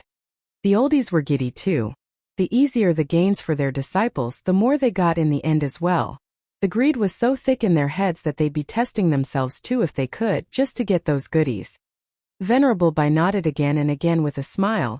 This is why every disciple rushed to Steward's elite labor office like crazed shoppers. I'd brave offending my own master too if I could get in here. But I'm not a disciple anymore. All that matters in the end is personal strength. No matter where you can raise it, even in the labor office, that is the best place to be. Venerable Bai is right. The other old guys bobbed their heads. Zhuofan smiled and pointed at the doors in succession. Elders, venerables, the elite labor office isn't the inner sect. It's not based on competition but trials. Each one of you is free to guide your disciples, but the result may not necessarily be in their favor. In these trials, strength isn't the definitive answer for overcoming them. That's good. Now there will be no need to play tricks for those little resources. It will be the best thing for the disciples' cultivation. Venerable Qi laughed. The rest agreed. They were losers in the inner sect, being robbed of their disciples through all kinds of weird accidents. While here, in this pure environment, they were free and laughing. Venerable Bai took a moment to ponder. Then his eyes lit up. The elite labor office uses trials so the disciples do not resort to petty tricks. The 4 trials are fair. But as people are lazy by nature, few hardly consider themselves the opponent, driving to better themselves. That's why the inner sect adopted competition as a solution to raise tough disciples. While the labor office uses trials yet still manages to instill excitement into them for cultivation with its large reward as a lure. But to put it in effect, a huge amount of resources are needed. Steward Zhua, I don't know where you got so many resources to implement this plan, but it can't go on forever. When the resources dry up, won't we return to the same situation as in the inner sect? The oldies turned to Zhuofan. Zhuofan hid a smile. Venerable Bai has a good head on his shoulders. Yes, the reward is only temporary, to squash the inner sect and steal their authority. Once the inner sect is done for, every high disciple will be in the labor office and I can do whatever I want with it and not bleed money every day. The high rewards would have to stop and only be placed on the top disciples, leading to the same situation as the inner sect. And, no skin off my back. His mission would be over and done with and he would be home free. Why the hell would he waste away in this sect? He was not stupid nor a glory hound. People, it is not for you to worry about but the sect leader. That being said, even if it gets to that, you won't lose anything but win all the same. Aren't you the first to join us? Zhuofan snickered. Their hearts chilled and picked up on Zhuofan's meaning, obvious from that vague smile. So what if it does become the inner sect? They were pushed aside in the inner sect, with Venerable Shi taking everything for himself. But here they are the bosses, they would get the biggest slice. They'd become Venerable Shi. They laughed inside and bowed. Steward Zhua is wise beyond his years. Sect leader chose the perfect candidate for this job. Thank you, thank you. Zhuofan returned the gesture with hidden disdain. He had not once thought of himself as being part of the in-crowd of the sect, and had no qualms about where Demon Scheming Sect was heading. But these guys, the big shots of the sect, only cared about their own behind and pockets. One actually had the wisdom to see what would come to pass, yet shot him down in 2 shakes. Now I see why Xia Wuya said the sect is rotten, and from the way I see it, the rot runs deep. If this ever happened in the Luo clan, he'd be dealing death left and right. The only reason I'd ever get you in the Luo clan is for my sake, not yours. Whoosh! A white figure entered their eyes. Venerable Bai cried, Grand Elder, why are you here? Master! Guihu looked from a distance. Grand Elder only spared him a glance and turned to Zhuofan. Steward Zhua, I presume. Nice to meet you. I am the Grand Elder of the Demon Scheming Sect wishing to discuss something with you. May we go to a more private place? Steward Zhua, this old-timer must be up to something. Don't go. Venerable Bai sent him a secret message. Zhuofan shrugged. I'm the sect leader's man. Since they've approached me in the open, they won't do anything to me. It's fine. Zhuofan took 2 steps closer to Grand Elder with a smile. I am but a laborer and flattered that Grand Elder would bother himself to invite me in person. We may go. Grand Elder's brow shook while the other oldies gave a nod of admiration. Elite labor office and the inner sect were at war. Grand Elder ought to have come to deal with him. Yet he still agreed without fear. Such valor, such manner all inspired respect. The young are bold. Sect leader entrusted his plan to you for the right reasons. Grand Elder nodded and flew away. Zhuofan followed. The 2 soon arrived at a creek, where a man was waiting. Venerable Shi? Why could you have asked me to? Give it a rest. Zhuofan cupped his hands and Venerable Shi cut him off. You're just Xie Wuyue's pawn. An expendable cannon fodder. Why do you insist on getting on every venerable and elder's bad side? It will only work against you for your future stay in the sect. Zhuofan deflected. Am I supposed to offend sect leader instead? My end will come even faster. Humph, the ignorance of youth. You think Xie Wuyue can help you? Wrong. He's only letting you take the fall. Venerable Shi said, by establishing an elite labor office, you've made an enemy out of every elder and venerable. While Xie Wuyue would use you to take all our power, he'll still need us to manage the sect. How do you think he'll appease our anger? He'll throw you to the wolves, a truly tragic fate. Zhuofan pondered and let a snicker slip. Am I not still alive? Think again. Venerable Shi squinted and exploded with power, enveloping Zhuofan in endless thirst for blood.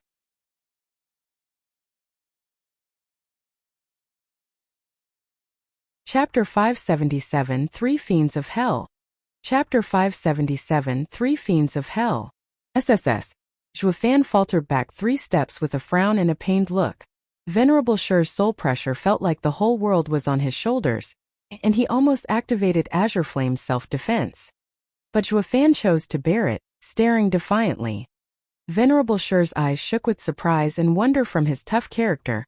You're not afraid. That's my line. Zhuofan broke out in a grin. I'm not just any laborer you can touch. Make your move, see what sect leader has to say about it. Who'd he pick, I wonder? The pawn you keep droning about are some oldies. You didn't think this through, did you? Hee hee. Venerable Shi took back his show of force and nodded. So that's why Xie Wuyue entrusted everything to you. You don't lack a spine. In any case, remember my words, sooner or later you will leave his protection. Thanks for the tip. I'll be sure to treasure it. Zhuofan cupped his hands. If that is all, Venerable Shi, I'll be going now.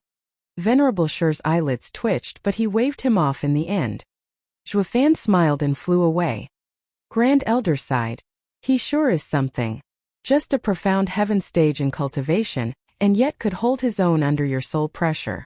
His own soul must be tough, tougher than a peak radiant stage. He is a talent of exceptional quality, and that's not the worst of it. He actually managed to make me feel fear, even if for an instant, from his ineffable calm. Venerable Shi squinted. His gall is impressive, but unlike others who bluster with misplaced confidence or are rash, his calm comes from complete control of the situation. This tells me that he isn't just a pawn, but the true mastermind. Grand Elder nodded. Indeed. He got us where it hurts the most and knew we won't touch him at such a critical time. That is why he came behind enemy lines so carefree.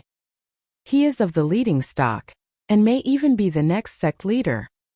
Venerable Shi's silence was answer enough. Another Xie Wuyue. No, even more dangerous in fact. Venerable Shi sighed. Grand Elder looked around. What is our next move? Force won't help us here. With all of us elders and venerables in the inner sect having the same interests, nobody can use force, especially now with so many disciples turning on us. By my reckoning, there will only be more people going to the labor office in the days to come. Our grip on them has slipped. Venerable Shi's eyes flashed, however, since we can't touch him, I'm sure we can find someone who can. Since they used disciples to destroy us, we'll pay them back with the same coin. Ha ha ha. Venerable Shi cackled as Grand Elder fell silent. Whoosh. Fan returned to the cemetery and Venerable Bai came to him the next second. Steward Zhua, is everything all right? I was about to take the rest and make them answer for detaining you. Haha, it's fine. They aren't fools. Fighting is the worst option for them. I was confident in this estimate. Fan raised an eyebrow the next second, looking at the 4 doors. Because there were no disciples around them but only oldies. So why would it catch his attention if they were watching over them? Venerable Bai chuckled. Oh, almost forgot. Steward Zhua, someone wants to meet you. Me. Fan eyed Venerable Bai. Who? Come. Venerable Bai had a vague smile as the two walked past the crowd. 3 people surrounded the doors while commenting and nodding like critics.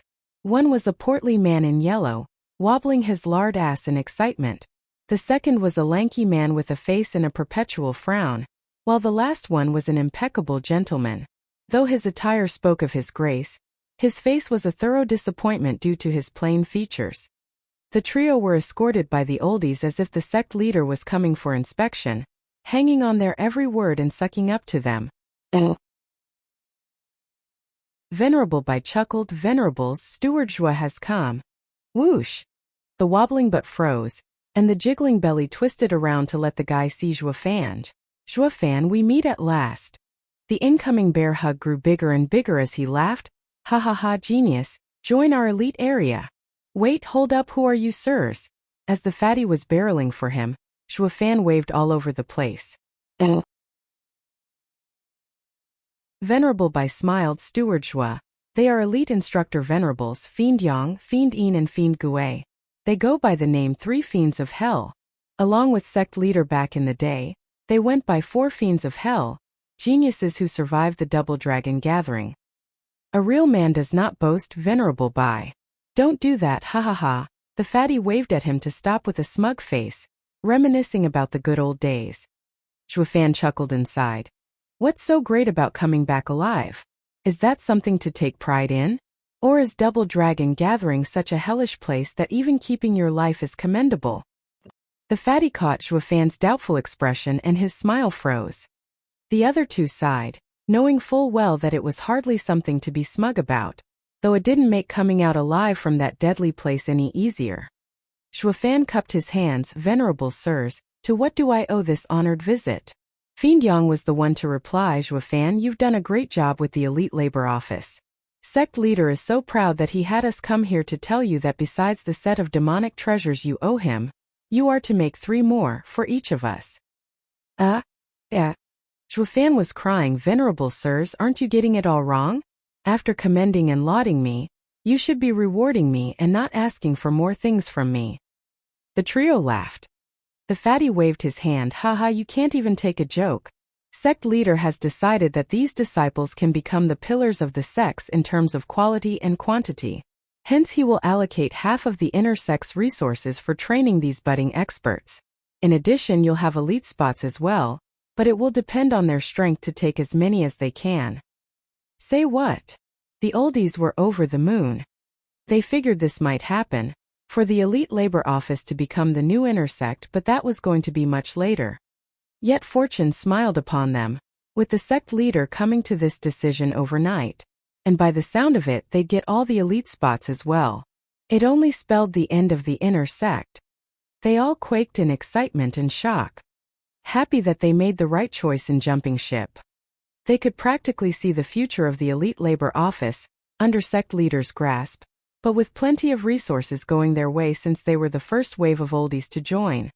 As for Venerable Shur's faction and stubborn disciples, it would only get worse from here. All of them sported creepy grins, enjoying another's misfortune. Fan nodded. That's great. The Elite Labor Office is on the right track, and I'm one step closer to finishing my mission. When will the elite selection take place, sirs? In 2 days, so get ready. And you'll be joining it as well, kid, no discussion. We have our sights on you and you can't escape. Fiend Yang laughed. Fan said, but I'm just a laborer. What's wrong with that? Look around you, they're all laborers. With so many promising inner and outer disciples coming here, not letting laborers enter the elite area is tantamount to suicide. I bet the sect leader will call a meeting of elders in a couple of days to talk it over. With so many venerables and even more to come, this decision is as good as made. Fiend Yang pointed at the old guys and they nodded on cue. Their pockets were going to get lined up, based on elite labor office's development. They had to crush the old rule no matter what. Fiend Yang turned serious. Boy, you've done a great job, getting to change the sex rule. This has hardly ever happened in the sect's thousands of years of history. Everyone looked at Zhuofan with respect and praise. Zhuofan chuckled, inclined to disagree on this assessment. He was only playing his act, granted on a grand scale, at the whims of the one on top who gave him the script. Oh. The leader wasn't him by far. He'd never take this role of pawn in the past. But now he couldn't care less. Like an outsider, he could leave just like he came in. The situation had no pull on him. This realization made his heart thump, his eyes shining. I'm advancing again. Oh.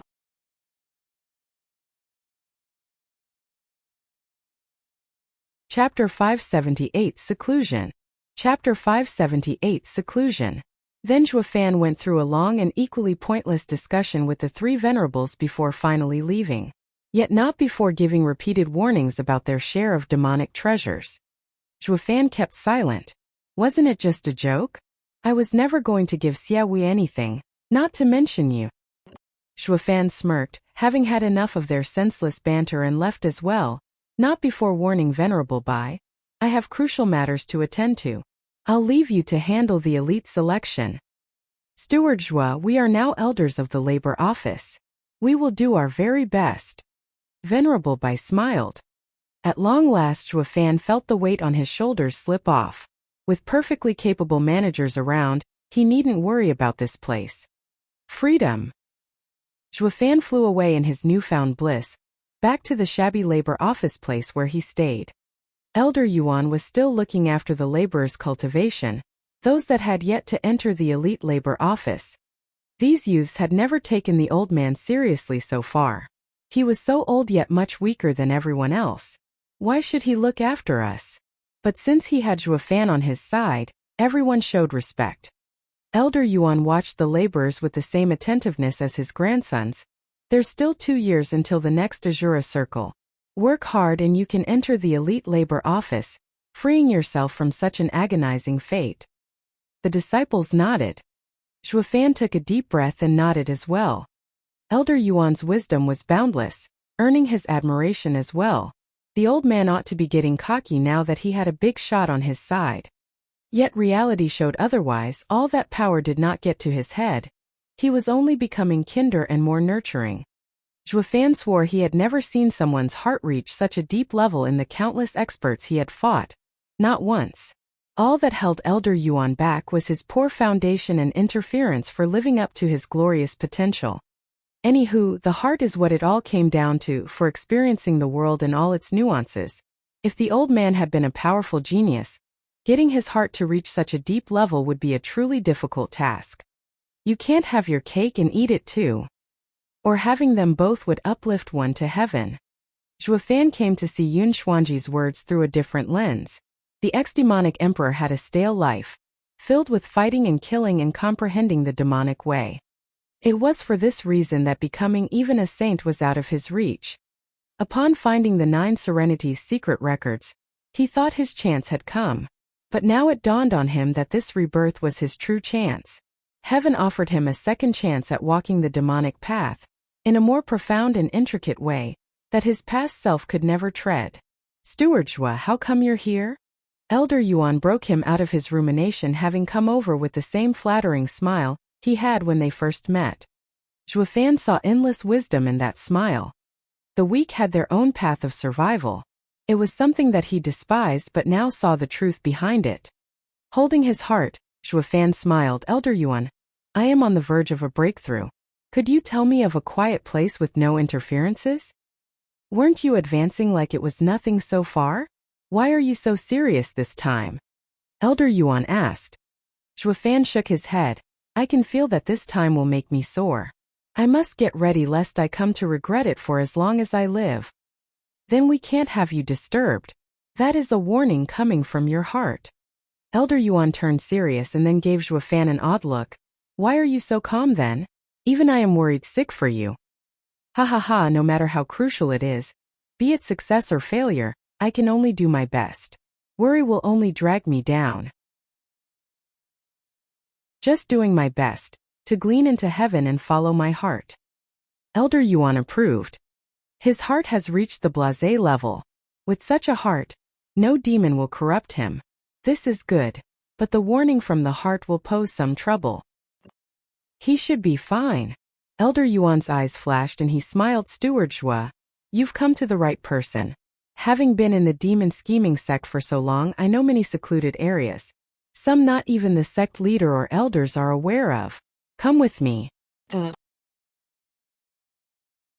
Elder Yuan walked into a glum forest with Zhuofan behind him. An hour later, the two found themselves before a black cave. Steward Zhua, this is the most remote and isolated place. No one will ever bother you here.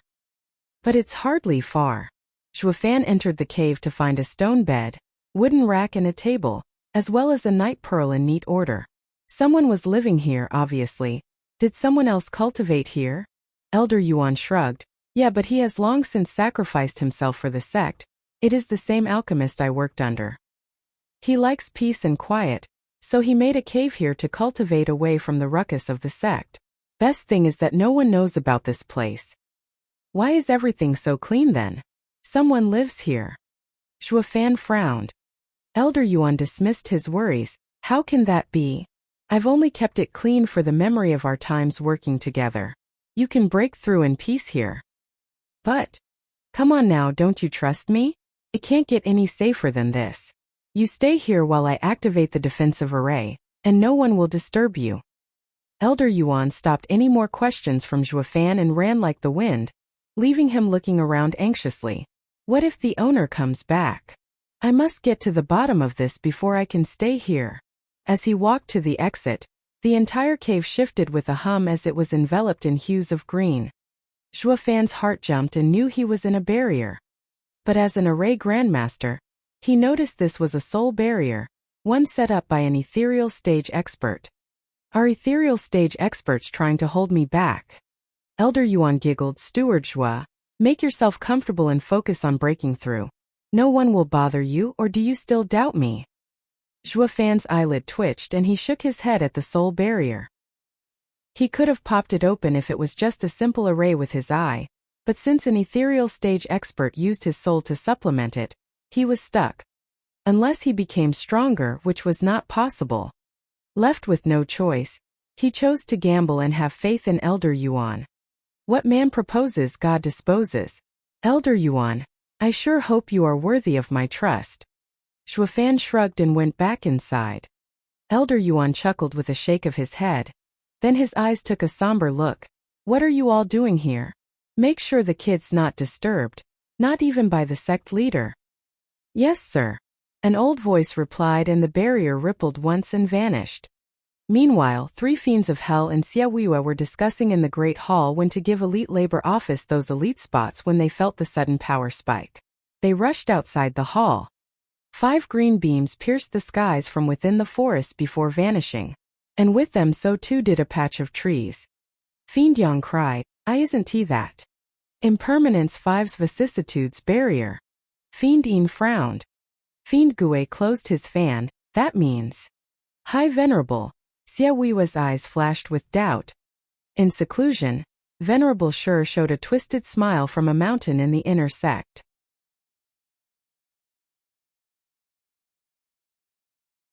Chapter 579. 10 Dragons Opening the Heavens. Chapter 579. 10 Dragons Opening the Heavens. Who? In the quiet cave and under the light of a blue flame, Zhuofan sat on the bed at peace and tranquil. He should be worried as to which ethereal stage expert trapped him here, though in this particular instant he didn't, letting it all go in favor of training his heart. It would have been a major concern years ago, but now his heart had achieved calm even in serious matters. Since they were looking after his best interests, everything else was moot. He might as well go with it and handle his breakthrough. This realization only deepened his calm and turned the azure flame into a bigger blaze. Unlike his previous advancements, his heart was warning him for days, which only made it all the more critical to be cautious. Zhuofan reckoned that the constant refining of his soul had something to do with it, as well as his heart improving here and there. All he needed was a spark to trigger this event, and that was where Venerable Shi's soul pressure came in. This advancement had been triggered by his soul, and that meant radiant stage was nigh. Skipping 2 layers without any supplements, from the 8th layer of profound heaven stage, showed he had one exquisite soul. Kuanping was right about one thing: azure flame is the best in refining the soul. Zhuofan broke out into a grin. No matter how suspicious he was of Kuanping, the guy had always given him good stuff. Crack! The sound coming from his mind announced the expansion of the flame on his forehead. A mighty soul power churned his mind like a stormy sea. Zhuofan was both happy and startled. It was just like he thought, the sign of entering the radiant stage. He has had a radiant stage soul for ages now, and advancing to it would fill it with unseen power. He had no idea just how far it could go and what it would become. His joy was short-lived though, as the surging soul power rose and rose, threatening to burst his skull. The pain of having his head balloon was excruciating. One more push and it would pop. But he bore through it, pushing back against the growing soul power to get it under control no matter how useless it was. The ever-growing pressure got so big that it leaked outside and pulverized his bed and furniture. It spread in the entire cave with no place left to go. Zhuofan gnashed his teeth, working hard to settle this. He'd never have used the azure flame if he knew that reaching radiant stage would make his soul power multiply to such a degree. What do you get by multiplying a peak radiant stage soul? Death. As he kicked himself with regret, he recalled. Right? Ethereal stage comes after radiant stage. With so much soul power, it's gotta condense. Zhuofan worked his cultivation method into controlling the rumbling soul power, while also giving it shape. Soul forming in the radiant stage? It was unheard of. Then again, so was having peak radiant stage soul power in profound heaven stage. The soul's form was but the next step in a soul's strengthening, so why should he stick to the conventional stages when he had the right soul power? Besides, not doing it would leave him splattered across the walls. Zhuofan squinted and pushed his soul power with all his being. As to the form, the cultivation method would decide. Roar! It was now that the dragons lashed out. There's still those 9 earth dragon souls. I wanted the 10th to give the 10 dragons opening the heavens a try and see what's the deal with heaven dragon soul. But it's too late now. Since I'm stuck with an earth dragon soul, might as well do it right. He blended those dragon souls with his mighty soul power. The resulting clash released an almighty aura. 9 dragons' roars filled the cave, threatening to break it open. And as the dragon souls put pressure on the soul power, it soon took the shape of an earth dragon soul. As the pressure ebbed on Zhuofan, he felt his power growing, nearing an ethereal stage expert's level. But then, as the 9 earth dragons fused, a mighty draconic cry came from his thunder ring. It made the 9 dragons separate then and there. Zhuofan eyed his ring in shock. Since when did my ring have a dragon soul? The dragon soul came out as it roared, along with Dugu Zhantian's signature weapon, dragon-slaying crescent blade. Roar! The azure blade flickered with the image of a dragon roaming over it, unable to break out, only roaring. While the 9 dragon souls were incited by it and roared as well. The 10th dragon soul is actually here. Talk about being a lucky stiff. Heaven's on my side. Marshal Dugu, you have my utmost gratitude for helping me even beyond the grave. Zhuofan was excited knowing the 10 dragons opening the heavens was around the corner. Whoosh! Lifting the blade, Zhuofan laughed. Dragon souls converge. 10 dragons opening the heavens. Dragon power of the heavens. Form the heavenly dragon. Bow to me and turn into the heaven dragon soul. Roar! The earth-shaking roar pierced the clouds and the dragon-slaying crescent blade exploded in a golden glow as its dragon burst out, soaring along its 9 brothers. The 10 dragon souls circled overhead, their heads and tails fusing into forming a ring. With a hum, the ring shone with a blinding white light. With a bang, the white light pierced the cave and shot for the heavens. The white beam of light connected the 9th heaven with the earth. As draconic roars once again sounded, a prismatic glow rose, blending with the light beam and entering Zhuofan's soul. Zhuofan felt refreshed and powerful. Before he could celebrate, though, an even mightier pressure came in the form of a draconic roar like never before from the heavens above. Zhuofan spat blood then and there, his mind fried, while the mighty power converted into huge dragons charging into Zhuofan's soul and causing havoc.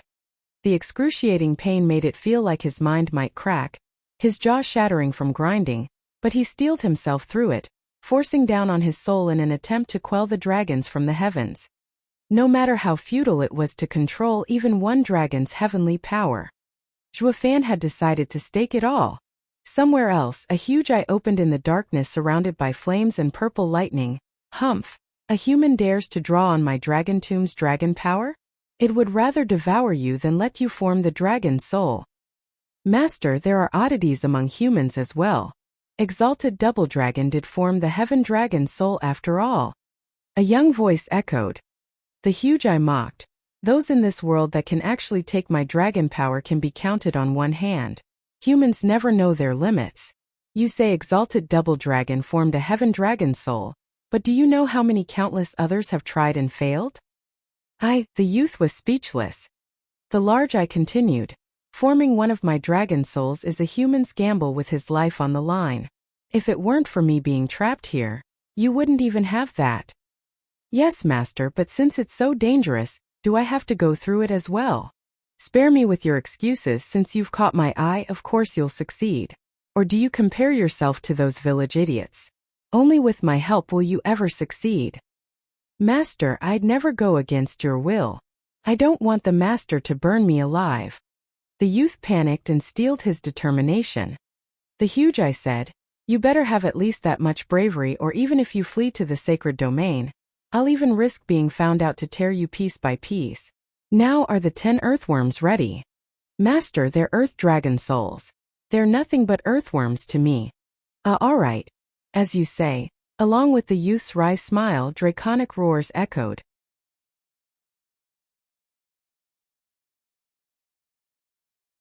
Chapter 580. Heaven Dragon Soul. Chapter 580. Heaven Dragon Soul.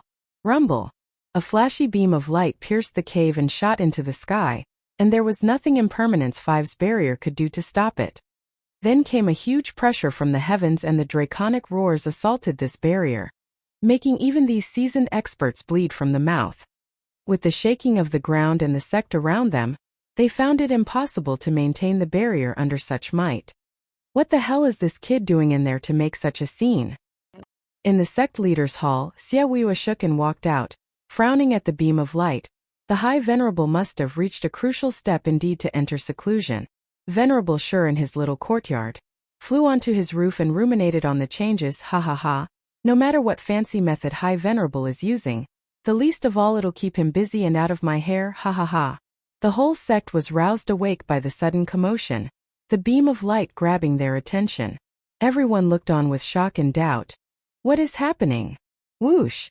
Elder Yuan appeared next to Impermanence 5, watching them go through signs with stern looks. Even as blood flowed from their mouths, they still wanted to maintain the barrier. Just what on earth happened to damage you so much? Who knows what that kid is cooking in there? It made the whole word tear and shake. Even we can't take it anymore. Elder, she was sweating. We can't keep holding the vicissitudes barrier for too long. There's no way this is the kid's power. Just what crazy stunt is being pulled in there?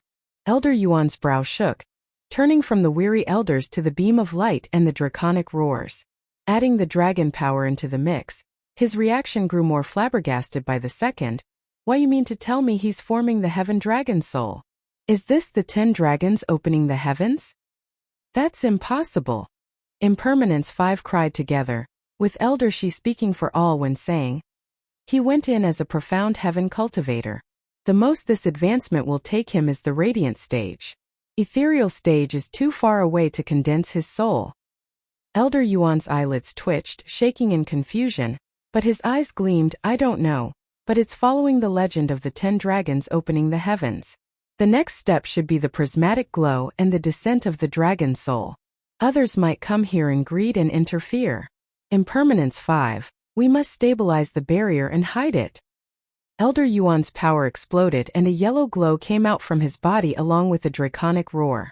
A golden dragon flew out of him. It circled the vicissitudes barrier as its tail whipped around the entire barrier.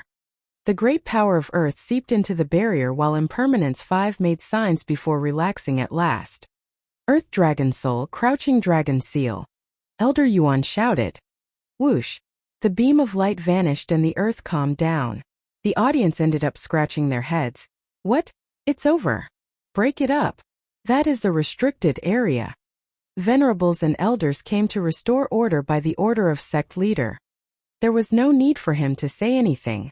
It was clear as day to these oldies that messing with High Venerables' cultivation was a death sentence. Xia Wuyue returned inside.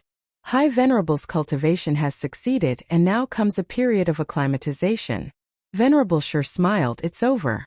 At best, it should buy me 3 days in which the old man's recouping. Better make the most of it. While most figured this was the end, it was only the beginning for the storm brewing within the barrier. The beam of light shined brightly, only covered up under the combined work of 6 people.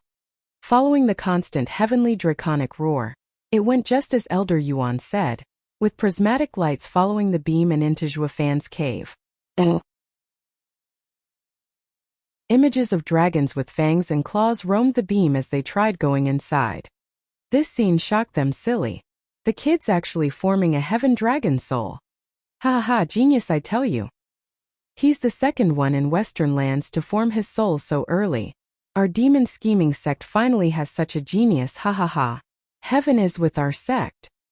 Elder Yuan laughed, touched to the core, while the elders nodded. Being his guards was totally worth it. Elder Shi chuckled. Elder Yuan nodded. So this is the reason behind the heart warning, to condense the soul. Then again, with his soul power going beyond common sense, all that was left was forming it. As a genius he can't walk the common path. But the kid sure is paranoid. Saying he has only 9 dragon souls when he had 10, ha ha ha. I was playing the lackey for nothing. Elder Yuan didn't show any remorse his words might contain. Though how was Zhuofan supposed to know that dragon-slaying Crescent Blade had a dragon soul within it? He was innocent in this. Not that it mattered, as everyone wished for Zhuofan to finish up forming his soul and become the core of the sect revolution. 10 dragons opening the heavens is only the beginning. The crux is forming the heaven dragon soul. The dragon power from the 9th heaven is not something anyone can withstand. Elder Shi was worried. Elder Yuan shook his head. Relax, the kid'll be fine. His cultivation and heart are at peak. He will succeed, ha ha ha. The 9th heaven dragon power wreaked havoc in Zhuofan's mind. He had been bearing through it all this time with clenched teeth and a still heart, pushing back with all he had to control it into condensing, while the prismatic glow slipped inside and gave Zhuofan's soul a dazzling hue of colors. Zhuofan rejoiced that his heart had evolved so much to allow him to cope with the dragon power and its tyranny up to this point. Or he'd been crushed just by that increase of soul power alone. So while his head was a ticking time bomb, excruciating more and more by the second, a serene heart held him on the brink. He could let the pain in and out at will, a true blasé feeling. With deep breaths, Zhuofan suffered the savage dragon power for the next 3 long days. The pain never let up, but his eyes showed unmistakable clarity. Under the onslaught these days, the dragon power lost its savagery bit by bit, forced into Zhuofan's soul on the brink of fusing. Elder Yuan and Impermanence 5 were guarding outside the cave. It had all gone easy so far, but with High Venerable away, Venerable sure had a ball in the sect. He rang the bell for a meeting with the other venerables and elders to crush the elite labor office.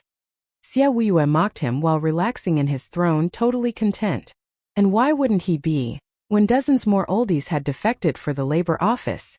Their numbers equaled inner sects now. That being said, he had half of the inner sect under his control and could hold his own against Venerable Shi's faction. Venerable Shi, what is it this time? Speak, what grave matter has happened? Xia Wuyue said plainly.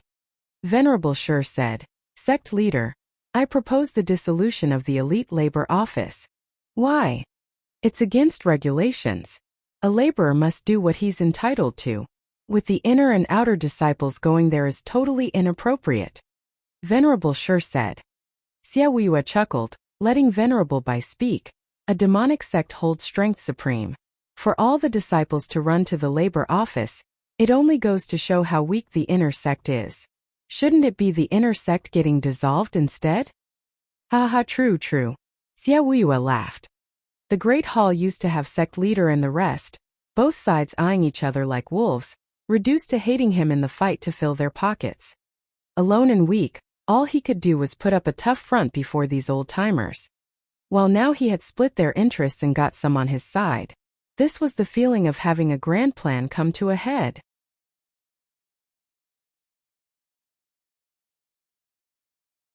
Chapter 581 Red Herring. Chapter 581 Red Herring. Venerable Shi was unfazed by their union. Sect leader. Inner sect is the core of the sect. It has always been this way. Weakening it will weaken the sect. By siding with the labor office, sect leader neglects his duty and threatens our foundation by paying an impossible price. Xia Wuya admired Venerable Shi for his sound logic. No matter how run down the inner sect became, it was the root of the sect. Giving it all up in favor of a new one would be paying a heavy price, a price the sect couldn't afford. But it wasn't like the sect was paying for anything, was there? Zhuo Fan waltzed into the sect like a tycoon and left Xia Wuya free of worry. He wouldn't twitch even if he had to build 8 new intersections. He wasn't the one paying. Ha ha, Venerable Shi, you're too anxious. The rise of the elite labor office is unstoppable. Reaching the inner sect's level in such a short time. Letting it all go would be such a waste. And besides, this is the merit of the labor office. I always give laborers a way out. No matter how hard it may be, those that walk it are the cornerstones of our sect.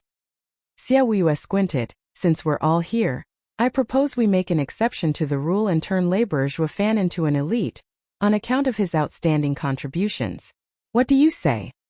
Venerable Bai nodded. Zhuo Fan is smart and talented. Becoming an elite for his merits is only just.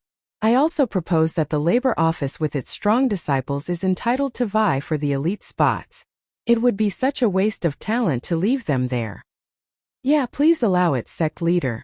Venerable Bai's faction agreed on the spot, all the people who couldn't get anything back in the inner sect. Venerable Shi knew about their desires very well. Ridiculous. As venerables and elders you dare defy the ancestral rule? Sect leader, the elite area has had clear rules since the dawn of our sect. Only the best can enter it, while the labor office is filled with hopeless rejects and criminals. Wasn't the High Venerable, even with his immense glory in coming out of the labor office, banned from being an elite as well? The ancestors had made this rule to prevent nepotism and the ruin of the sect, while Zhuo Fan and the rest, be it potential or strength, are among the best in the sect. Everyone can see it, and there's also the sect's rule. If anyone gains the approval of the majority of elders and venerables, he can become an elite. Who is against it? Venerable Qi and Bai spoke up. We agree and go with the sect leader's decree. We agree as well. Labor office's side of oldies bowed. Venerable Shi held his nose knowing this was bound to happen. The opinions are halved and can't reach a decision. Laborers do not care for rules, and will sow discord once in the elite area. This decision is not to be made rashly. Yeah, Venerable Shi is right. Inner sect's faction bobbed their heads. But a loud voice cut him off. Enough of your goddamn blabbering. This here's a demonic sect. Have you seen any saints around? Or anyone going by the books? Going by your idea, those elites would be holed up in their homes. Those are not elites, but wastrels are more like it. Or getting in through connections. A fatty in yellow barked, followed by a beanpole and a scholar, 3 fiends of hell. Xia Wuya frowned. This is an inner sect meeting. Why are you here? We heard the motion to dissolve the elite labor office and came to see who the hell is butting in and is against such a great place. It's been ages since the elite area produced anyone decent. And now that we have a good source of seeds, you want to call it off? Who the hell dares? Fiend Yang pointed at the inner sect's oldies. Venerable Shi's mouth perked up in a twisted smile.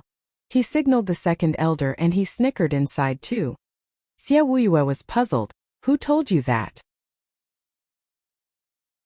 It's all the rage in the elite area. We'd be deaf to not hear it. Fiend Yang fumed.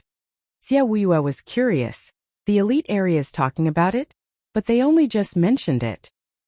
Noticing Venerable Shi's cold look, Xia Wuya was late to stop him from speaking. Fiend Yang, I proposed it. Representing the High Venerable in managing the inner sect, I must uphold the sect's rules and honor. You might be thirsty for talents, but no laborer shall ever become an elite. If word got out that we did this, then we'll be the laughingstock of the world. They'd say no one's good in our sect. You call this dishonorable? I'll give you real dishonor. Fiend Yang shouted, going to give someone a beating only to be pummeled instead. Dozens went to the last Double Dragon gathering, yet only 4 came back.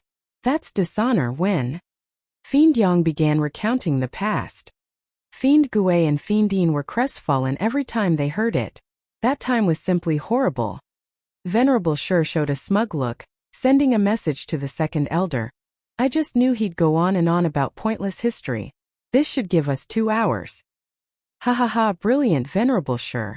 With the High Venerable in seclusion and everyone here, there's no one watching the labor office, and those 2 brats can have a blast. Second elder snickered.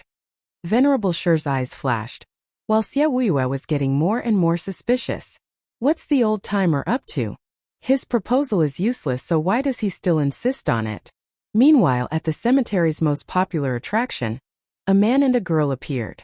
They looked on with disdain and released a dreadful aura. Is this the elite labor office that has got the whole sect abuzz? It hasn't been here for long yet, it's close to ruining the inner sect. They sure seem rich to be able to do it. A 17-year-old girl mocked them. The handsome guy next to her had an evil smile. Right you are, junior sister Yujuan. They are rich but dare to fight the inner sect. It's time to teach them some manners and ingrain in their hearts the right place for laborers. Once here you can never get out. No one here is worthy of becoming an elite, ever. Right? Yujuan stuck out her chest. Where's their manager? Elites Yujuan and Qifeng are here to test you wretched laborers, and see if you're worthy of something besides sweeping. The trial takers waiting in line for the doors turned around. No matter how rude and foul the couple was, they were elites of the sect. Steward didn't lie. He has paved a way for us to reach heaven, out of despair and into a world of glory and promise. The crowd rushed the 2 with excitement, which only made the couple thicken their disdain. Guihu and the rest walked over. Senior brother Qifeng, it's been a while. I heard the elite area will be coming to pick disciples from us, but didn't know it would be you 2 and not the 3 venerables. But the elders and venerables of the labor office are away, and I will have to accommodate you. Please tell me about your choices. Guihu, weren't you Grand Elder's prized pupil? What are you doing here? Such a shame. Qifeng was stunned. Guihu waved his hand. Just some minor mistake and master threw me here. Though calling it a fortunate mistake might be better. Labor office isn't what it used to be. It's filled with opportunities, with now even elites being picked from it. I should make the cut as well, haha. The couple only had mockery for him. Labor office with opportunities? Don't make me laugh. We'll make sure there won't be any labor office after today. The 2's eyes glinted.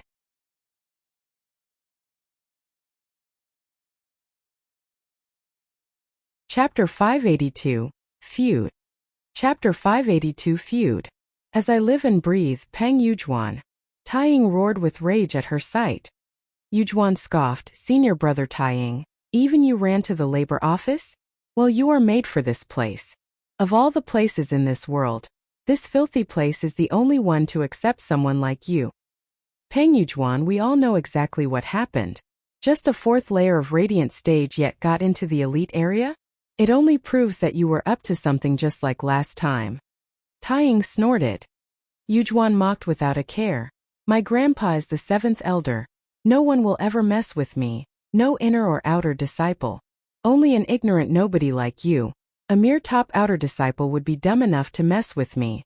Yet look where that has gotten you. So you do admit it, you skank. Taiying, they're elites, the best of the sect. Try to leave that for later. Guihu cut his swearing short. Senior brother Qifeng, how would you like to test us? Qifeng grinned. Simple, we'll test your strength personally. Anyone who becomes an elite has to have some power. I'll go first. A tough guy came over excited. But all he got was a round of sighs at his cultivation. What are you doing here with just a 5th layer of profound heaven cultivation? It couldn't get you even to the outer sect.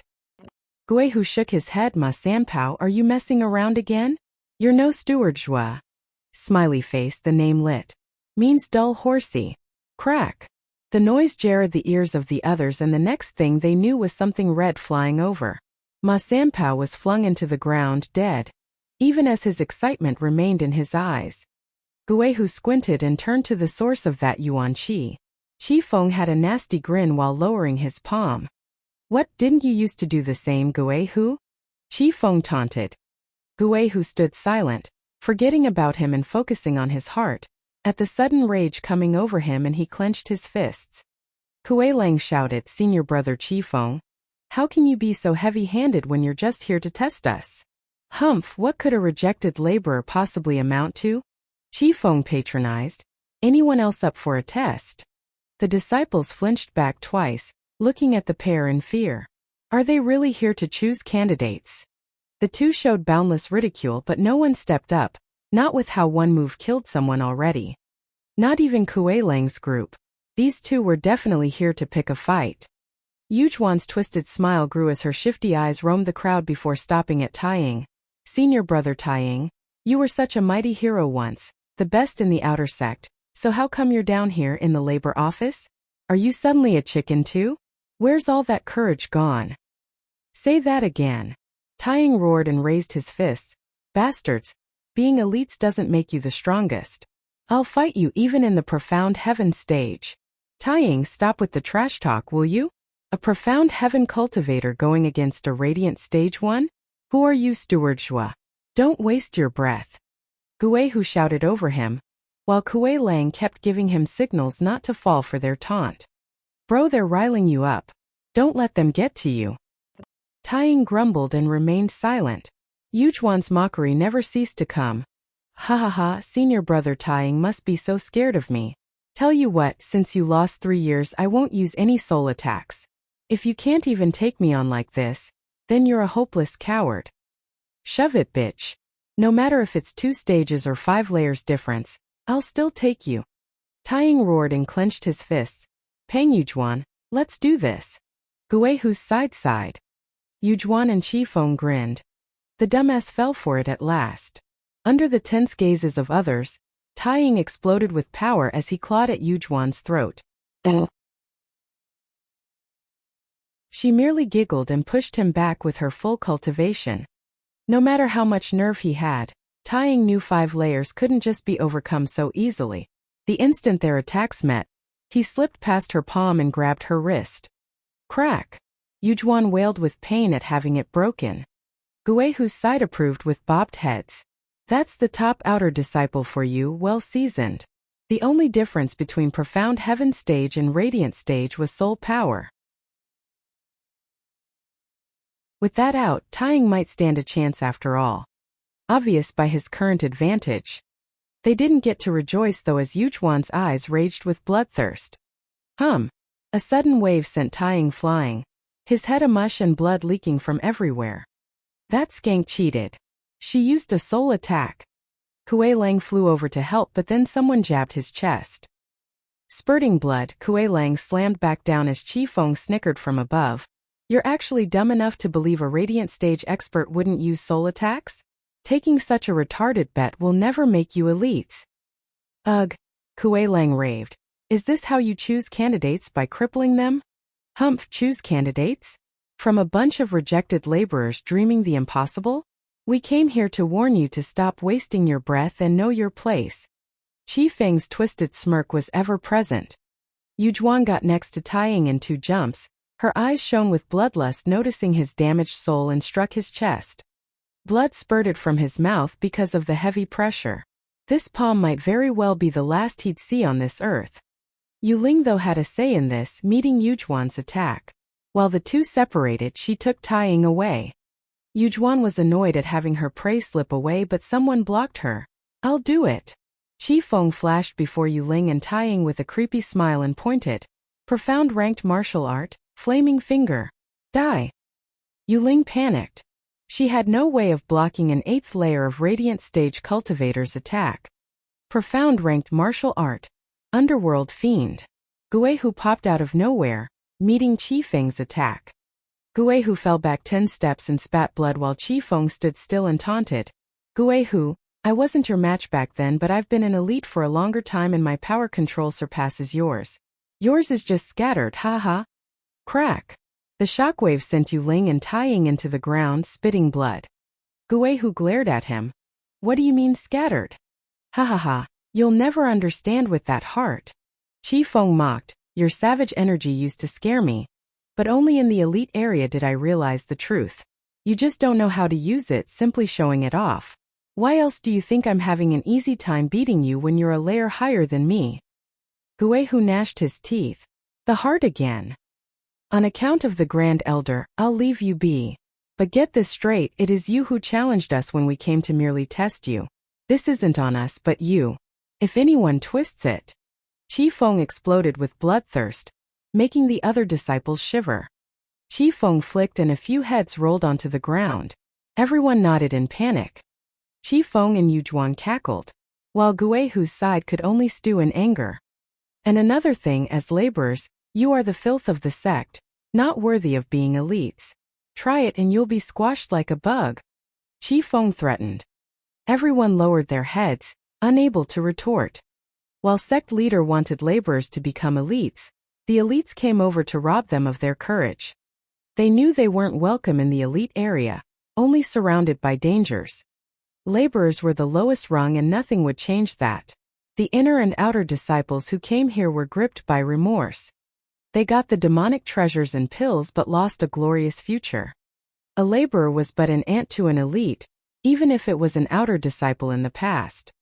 The two took in their despair and grinned savagely before leaving. Yet Guihu's side was filled with rage. The elite area and the labor office were at war.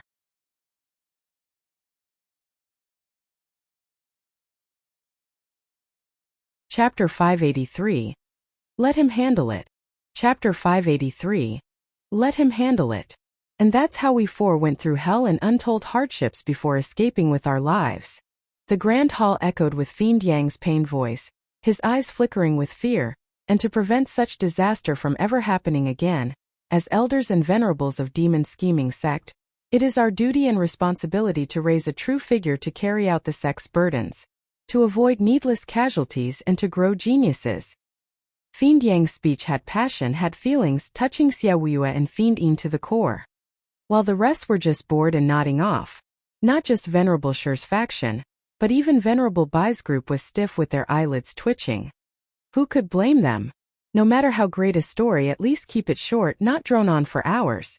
The only reason Xiaoyue accepted it is because he was there in the last Double Dragon gathering. But we old guys have nothing to do with it. Of course we'd grow tired of your prattle. Looking outside. For God's sake, it's evening already. Just how long will this tub of lard drag it on? Till morning? Venerable Shi had his limits as well and turned to the second elder. That ought to do it. Time to go. Yep, let's run for it. Venerable Shi is brilliant. Second elder said excited. The two must have finished their job by now, and I don't want to hear one more word out of this guy if I can help it. You're not the only one. Venerable Shi shouted, Fiend Yang, please hold on for a moment. I understand everything. Since this proposal has such great opposition, we will put a pin in it. Seeing as it's so late already, let us resume on another day. Venerable Shi is right, we might argue for days here. It'd be best to do our own search before we convene again. Someone already had his back, and not just his faction, but Venerable Bai's side too. All of them were praising him to high heaven. Ugh! Fiend Yang's chubby face twitched and sank. Why is it always like this? I never even get to make half my point. Ha ha ha, we understand Fiend Yang's feelings and he needn't explain it. Hearing Fiend Yang's retelling felt like reading for 10 years. Venerable Shi laughed with a straight face. Sect leader, forgive my crassness today, and if there's nothing else, let us end the meeting here and discuss the labor office's fate another day. Xiaoyue eyed him, unable to see through his thinking. That we shall. But don't go ringing the bell as you wish. Calling a meeting is the right of the sect leader. Yes, I will forever remember it. Venerable Sure knew Xiaoyue was just throwing his weight around and simply nodded. He and his gang left in a hurry, leaving Xiaoyue unnerved for some reason. Alone with his allies, Venerable Bai mocked. Seeing Venerable Sure so slumped feels so good, ha ha. It's all thanks to Fiend Yang's dawdle until the old fart couldn't take it. Fiendine chuckled and patted Fiend Yang's shoulder.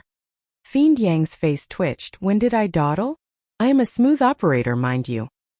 He was clearly in the wrong and our mighty righteousness shook some sense into him. And I have many more lessons to share. I can share them with you if... Oh no, it's best if you tell the old fart. Our ears are clogged enough for today. We could never endure any more of your ceaseless drivel. Fiend Gue stopped Fiend Yang before he got into it again. The others agreed at once, doing anything they could to stop the fatty's mouth from opening. The fatty was crestfallen. Can't anyone feel my undying righteous devotion? Xiaoyue's frown never left him. Strange, what was Venerable Sure up to today? He was not his usual scheming self. Maybe he just came to flaunt his might to try and stop us. But look at him losing it all, ha ha, Fiend Yang mocked. The others nodded without a care. Oh. Venerable Bai said, the old fart must still think of himself as the boss of the inner sect. Look at him now, ha ha ha. While the others jeered at another's expense like winners, someone entered the hall and bowed. Laborer Yuling requests to see sect leader and master. What is up with this girl? Venerable Bai turned to Xiaoyue. Xiaoyue asked, enter. Yuling rushed deeper and bowed. Sect leader, master. Elites caused a scene at the labor office, killing and hurting many. They warned us to not set foot in the elite area or we'll suffer for it. What? They all cried out. The elites and labor office had never once intersected, yet they suddenly went there. Fiend Yang stomped. Who's the punk with such gall to kill laborers? Has he no care for the rules? Venerable sirs, it's Qi Feng and Yujuan. Yuling reported. All had a realization written on their faces. Yujuan was the 7th elder's granddaughter while Qi Feng was 2nd elder's. They were on Venerable Sure's side and doing his bidding. Xiaoyue sighed. A great diversion, using the time High Venerable was in seclusion and we were in the meeting. He had the labor office and elites become bitter enemies. Choosing candidates from the labor office will be much harder now. The inner sect has the advantage. Humph, they can choose all they want. Last I heard, it's us three leading the elites area. Fiend Yang stuck out his folds. Fiend Gue shook his head. We can't interfere. And now there's the problem if laborers even want to become elites. Everyone has their pride and after such humiliation, they'd be hard-pressed to still want to become elites. That will leave many crawling out of the woodworks to take those spots. We might not have even one laborer willing. They played us. Blast it all to hell, the punks ruined my great plan. I'm gonna set them real straight. Fiend Yang flared his nostrils, walking away to dole out punishment. Xiaoyue called out, no point.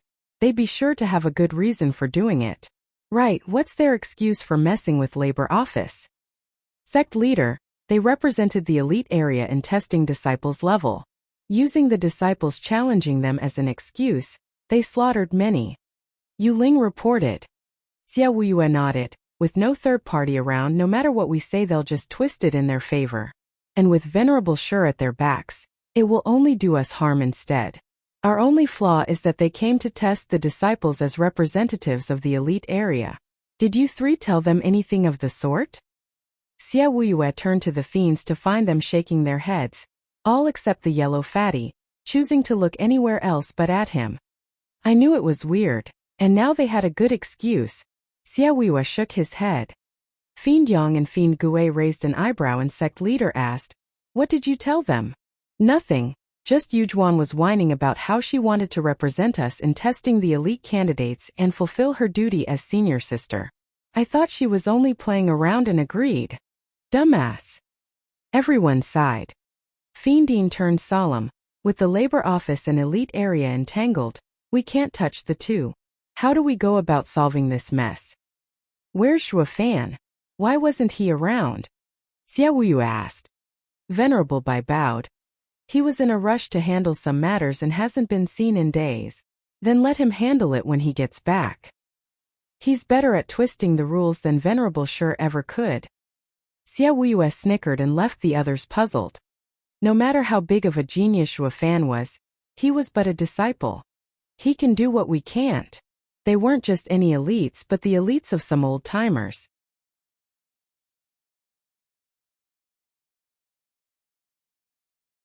Chapter 584. Emergence. Chapter 584. Emergence. The silent cave was a mess. Zhuo Fan was still sitting on the hard stone floor, his face no longer contorted with pain. After a bitter fight to the death against the 9th Heaven Dragon power, it ended in Zhuo Fan's favor, taming all its savagery in this prolonged battle. Zhuo Fan's soul was compressing now, bit by bit, with the dragon power roaming at its center in the form of a dragon, on the cusp of fusion. The fusion progressed as a hazy fog covered his soul and the compression continued. Then the hazy fog broke with the dazzling light coming from within and unleashing a strong force making Zhuo Fan's soul bathe in the light. After his soul got covered by the 5 colored lights, Zhuo Fan's mind was still as grave as earlier. Zhuo Fan himself was sitting there like a statue. Roar! But then draconic roars came from within his mind, from within the colored light, followed by 4 claws and a 1,000-meter-long dragon. The prismatic light stuck to its body, forming its scales. Its mighty visage instilled power and dignity. Zhuo Fan opened his now draconic eyes and unleashed a howl at the sky. The mighty dragon power pulverized anything it touched, shaking even Impermanence 5's barrier. And with it, the elders themselves. Elder Shi spoke for everyone when he relayed his shock. The power of the Heaven Dragon Soul is so amazing even as it has just formed. The only reason Vicissitude's barrier still stands is because Sir Len's the Earth Dragon Soul.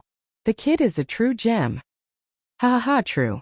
It's my first time seeing the Heaven Dragon Soul as well, and I must say, it truly is one mighty force. Elder Yuan nodded. Zhuo Fan calmed down after that, feeling out the changes in him. His eyes wandered about the wrecked cave as the dazzling dragon soul turned them into draconic eyes. It only went to show that the fusion was a smashing success and Zhuo Fan had remained himself. The dragon soul fused with his soul and took its form. So even if his body would be crushed, plastered or pulverized, his soul would just fly away to steal another body. The soul ability of ethereal stage. Speaking of soul power, he had left radiant stage way behind him. It was like giving his soul an armor. But a radiant stage against an ethereal stage was like a 3-year-old against a 7-feet tower of muscle.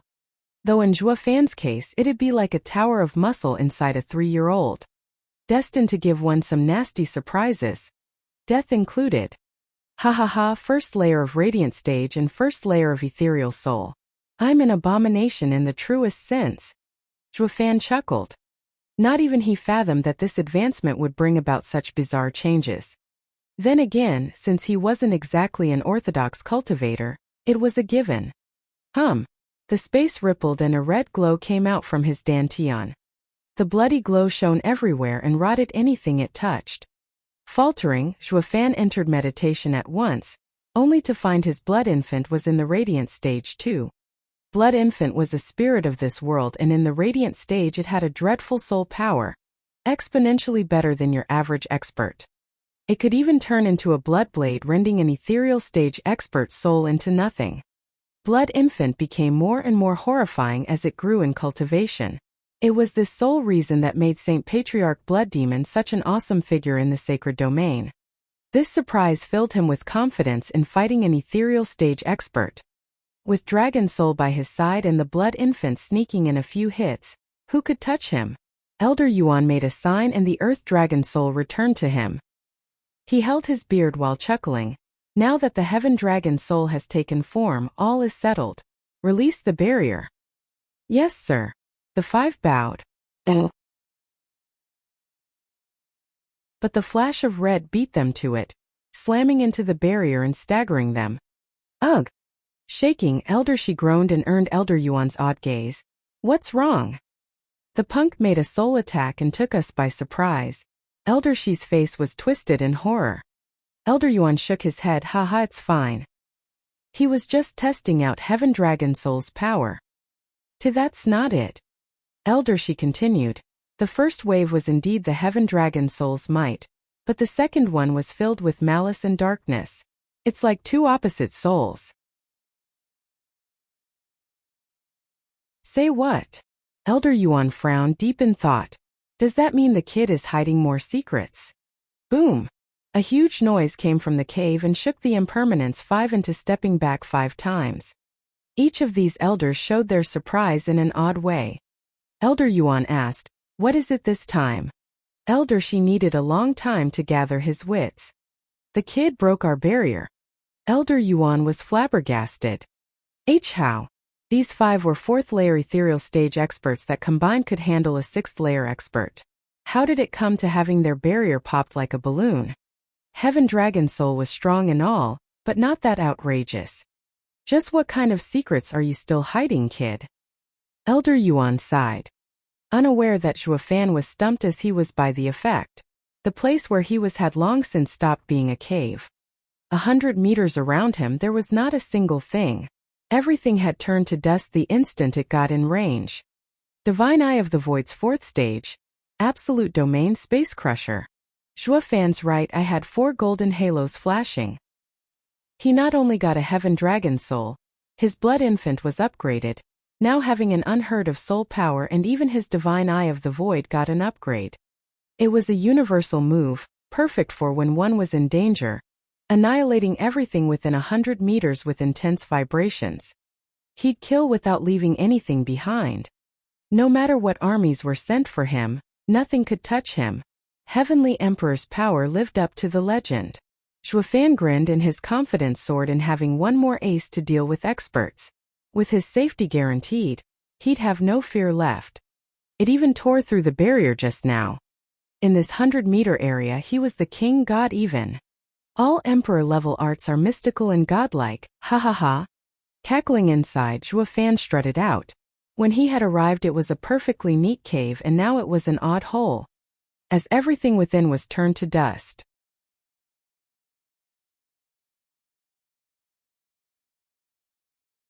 Chapter 585 Fury. Chapter 585 Fury. Steward Zhua, you're finally out, ha ha ha. Congratulations on your smooth advancement. Elder Yuan popped out of nowhere and cupped his hands. Zhuofan merely nodded. All thanks to you for giving me such a great place. It would have been a pain anywhere else. Elder Yuan smiled. Steward Zhua, don't you want to know what happened these days? Like the barrier? With your wisdom you should already have some guesses. Yeah, I have. What about it? Don't you care? No, should I? Zhuofan spoke. Elder Yuan was dumbstruck, then shook his head. Here I thought the first thing you'd do was to have me over a barrel over this. I even had an excuse ready. Sigh, now all that work has gone to waste. Haha, I thought as much. What's the point of asking if I don't get the truth? Zhuofan laughed. Elder Yuan, to be honest, my greatest gain in the demon scheming sect was meeting you. Expounding with Sir on the nature of the world has opened my eyes more than my entire life, especially about human nature's 4 realms. Which 4? Elder Yuan was interested. Zhuofan smiled. The first, ignorance, it is walking about aimlessly. Second, aware of oneself but not of one's place, defined by misplaced overconfidence and conceit.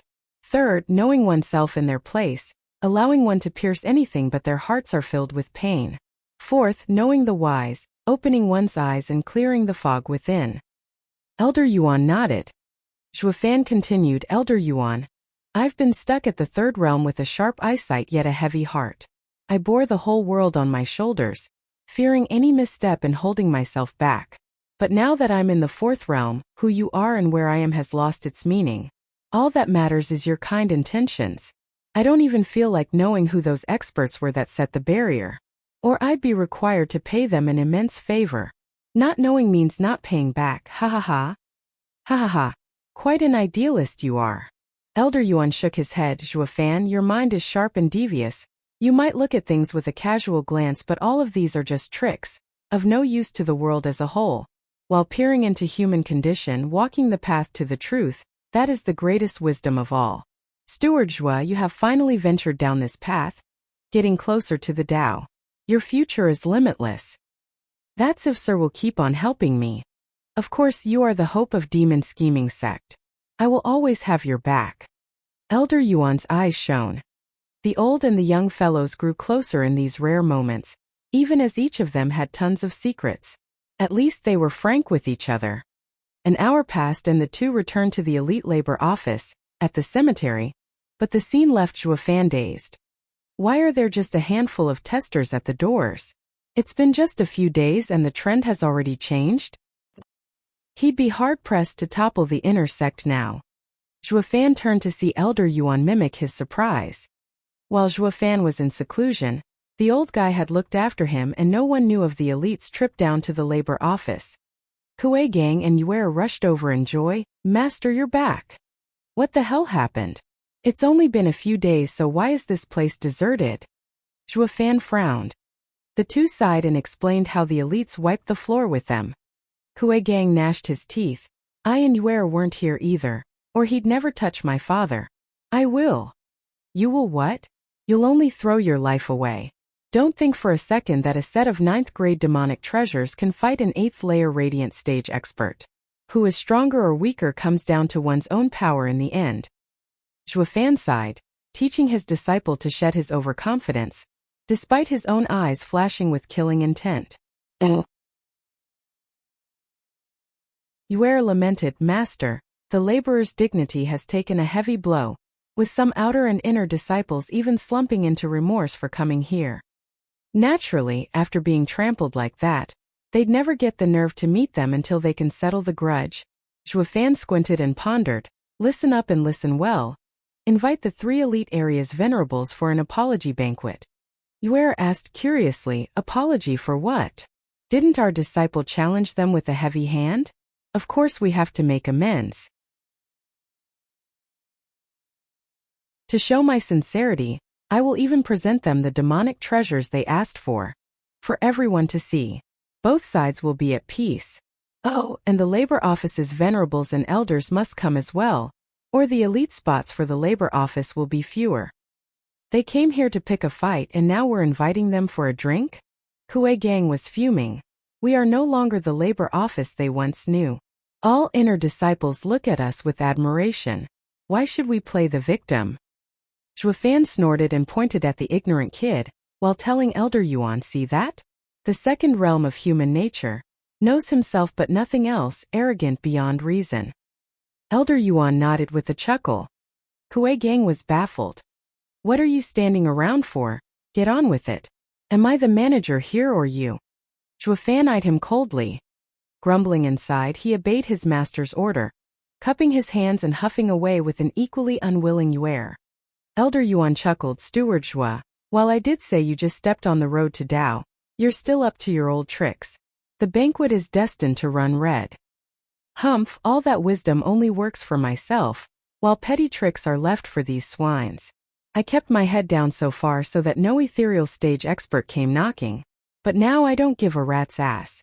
Anyone that pushes me will find himself 6 feet under. Zhuofan's eyes flashed and he boiled with a bloodthirst so thick the few disciples around the doors shivered and were knocked out cold. Elder Yuan nodded. This was where Guihu and Zhuofan differed. The former's power was scattered, his mighty savage energy not used to its full potential and left many openings. While the latter never gave off a whiff of bloodlust like an average Joe, a pushover.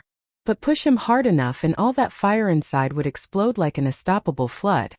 I finally see you angry. That means you still care about something. Ha ha ha, go wild, knock yourself out. I'm behind you all the way. Elder Yuan smiled. Meanwhile, 3 fiends of hell and the sect leader were discussing how to handle the 2 problem disciples. With 2nd elder and 7th elder behind them and venerable Shur on their side, they had no good excuse to use. But without putting these bastards in their place, how could the elite selection from the labor office could go on? While they were racking their brains, Kuei Gang stepped in with Zhuofan's invitation. The 4 were dumbstruck for a second there. What apology? What is he up to? We've been on his side all this time and yet he is wimping out, going for some apology banquet? Fiend Yang asked. Fiendine ventured. Is he trying to appease both sides? It still doesn't mean you have to be so meek. He'll turn into a joke for the inner sect. Slapping the table, Fiend Yang said, I thought he was a genius only to find him garbage. What good is strength when you can't use it? Xia Wuya squinted and smiled. I know his style. He must be up to something. He'll hold an apology banquet for your sake. Just let him have it and play along. And he wants to do is give demonic treasures. Oh, and don't forget about my share. Take along the second elder and seventh elder as well. Since it's an apology banquet, we can't have the party's grandpas missing now, do we? Ha ha ha. The three fiends were stumped at his laughter, with Fiend Yang saying, What's with you? Do you really want to ease the tension? How are we supposed to handle those brats after this? Handle what when amends are made? Haha, now leave this matter be. I'm just curious how the kid is going to end it. Hope I won't have to step in. Xia Wuyu's eyes flashed.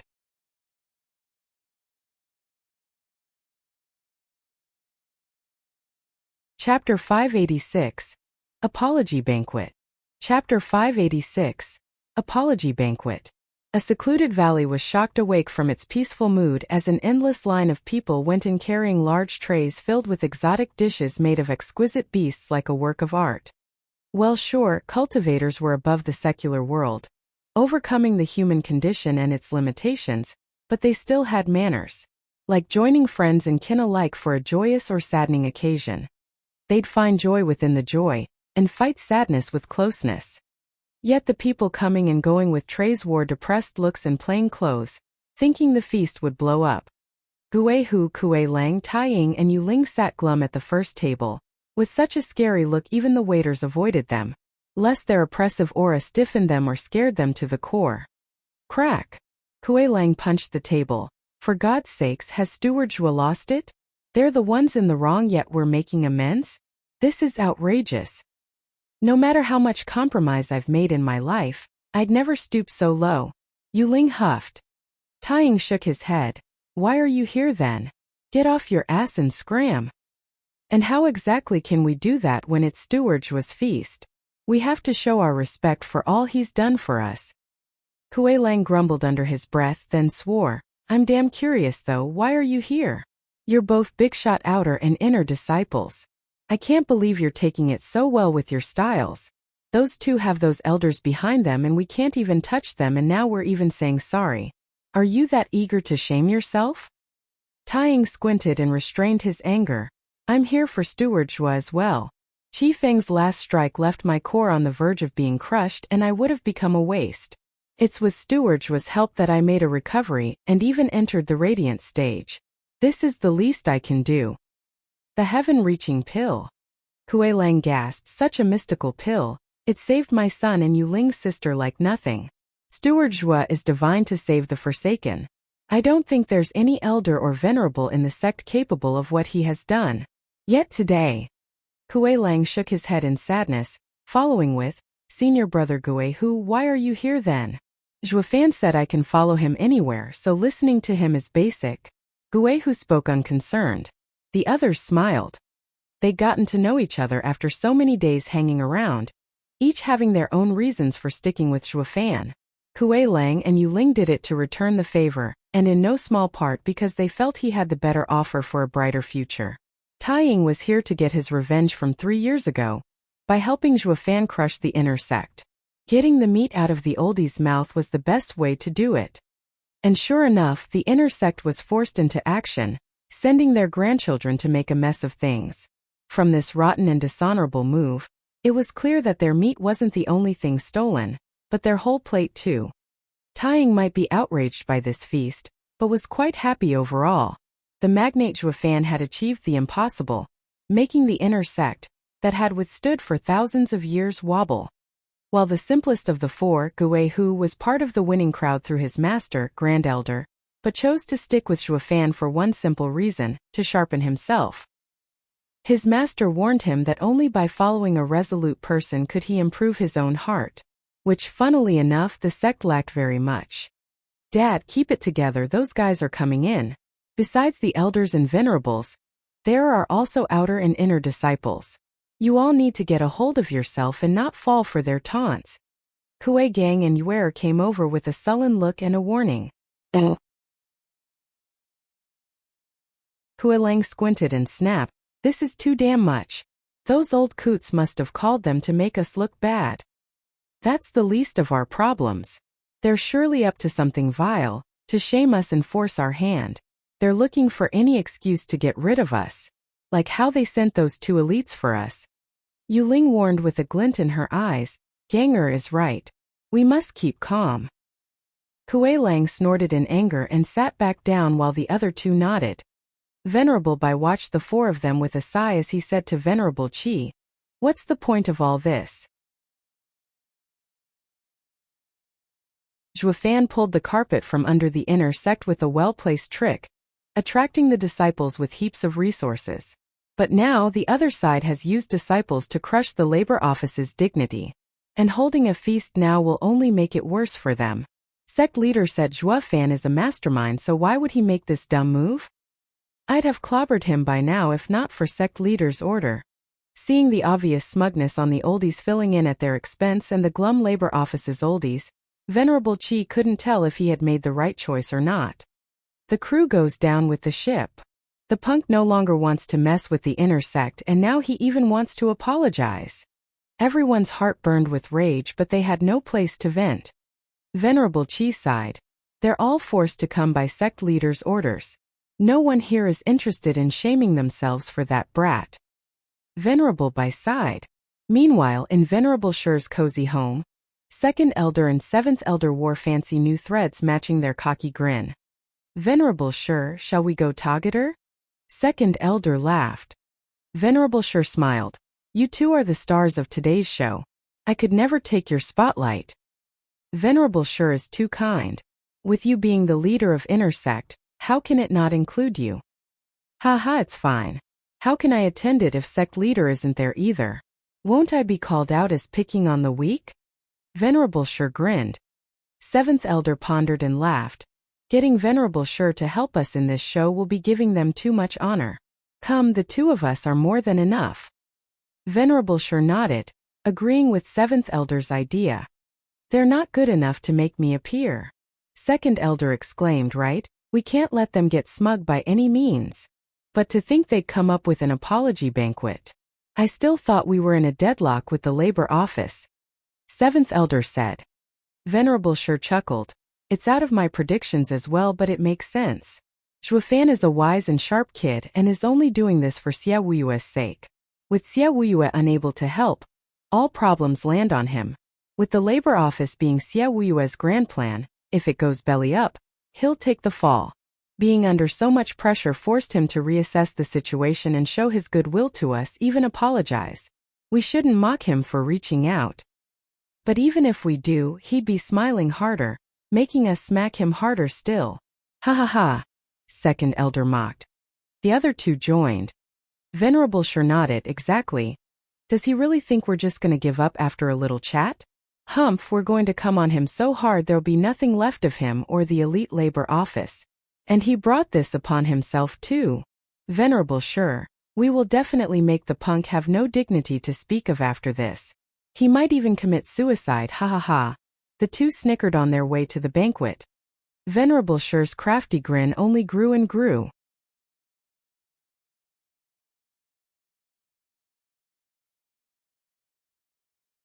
Chapter 587 Elite Strife. Chapter 587 Elite Strife. In a quaint pavilion, a girl was pacing around bored and kicked the water when the boredom got the best of her. It was none other than one of the culprits that had wrecked the labor office, Peng Yujuan. Fiend Yang chewed her out the instant he got back, though he couldn't do much else, not with a good excuse in place and the elders on their backs. A mere slap on the wrist. The fiends didn't want to blow out and refrained from being harsher, only putting them on house arrest. In Yujuan's case, she was so bored that she had nothing better to do than to kick water. Junior sister Yujuan is so refined and elegant as she plays in the water. Yujuan paused mid-kick and mocked, what else is there to do? While I am stuck at home for so long, it's either this or go stir-crazy. With a snicker, Qi Feng walked over and whispered in her ear. She perked up in an instant, You really brought your grandpa's halberd. Grandpa gave it to me. He figured the 3 old coots will do something like this and gave me the 7th grade demonic treasure. And this heaven piercer can crush any barrier. The old coots might have set one up around the elite area, but we can now just walk out of it. Qifeng raised a smug eyebrow. Yujuan was giddy, jumping all over. What are we waiting for? Let's blow this barrier open and go have some real fun. Hey junior sister, I'm not done talking yet. Why the rush? Qifeng cut her enthusiasm by holding her back as his eyes glinted. He laughed at her perplexity. Junior sister, we're not out on a stroll. Grandpa gave me the heaven piercer and a mission. It's not just to get out of this boredom, but to do something as well. What? Tell me. You know we're like 2 peas in a pod. Your problem is my problem. She hit her chest with pride. Qifeng nodded and smiled. Nothing hard, just go wilder this time. Do you know why the old coots have gotten us stuck here? Or why they've forbidden elites from leaving the area? Why? Batting her big eyes, Yujuan asked, engrossed. Qifeng grinned. You wouldn't believe even if I told you. After we messed up the labor office, they are now holding an apology banquet. Our 2 grandpas and the old coots represent us in accepting the apology. If we go as well, we'd be sure to humiliate and taunt them until they can't hold it in. That will give our grandpas the excuse to crush the labor office. But the old coots want to avoid it at all costs. Really? Yujuan laughed after a moment. Who the hell is that spineless elder or venerable running labor office anyway? He got smacked around the first time and now he turns the other cheek forward. There's no way such a guy can match the intersex venerables and elders employs. Hi. Qifeng nodded. I heard the one leading the labor office is just a disciple. No elder or venerable would just bend a knee like this. And the guy is even sect leader's aide, forcing the others to listen to him. But I bet that after this stunt, none of them will ever give him any attention.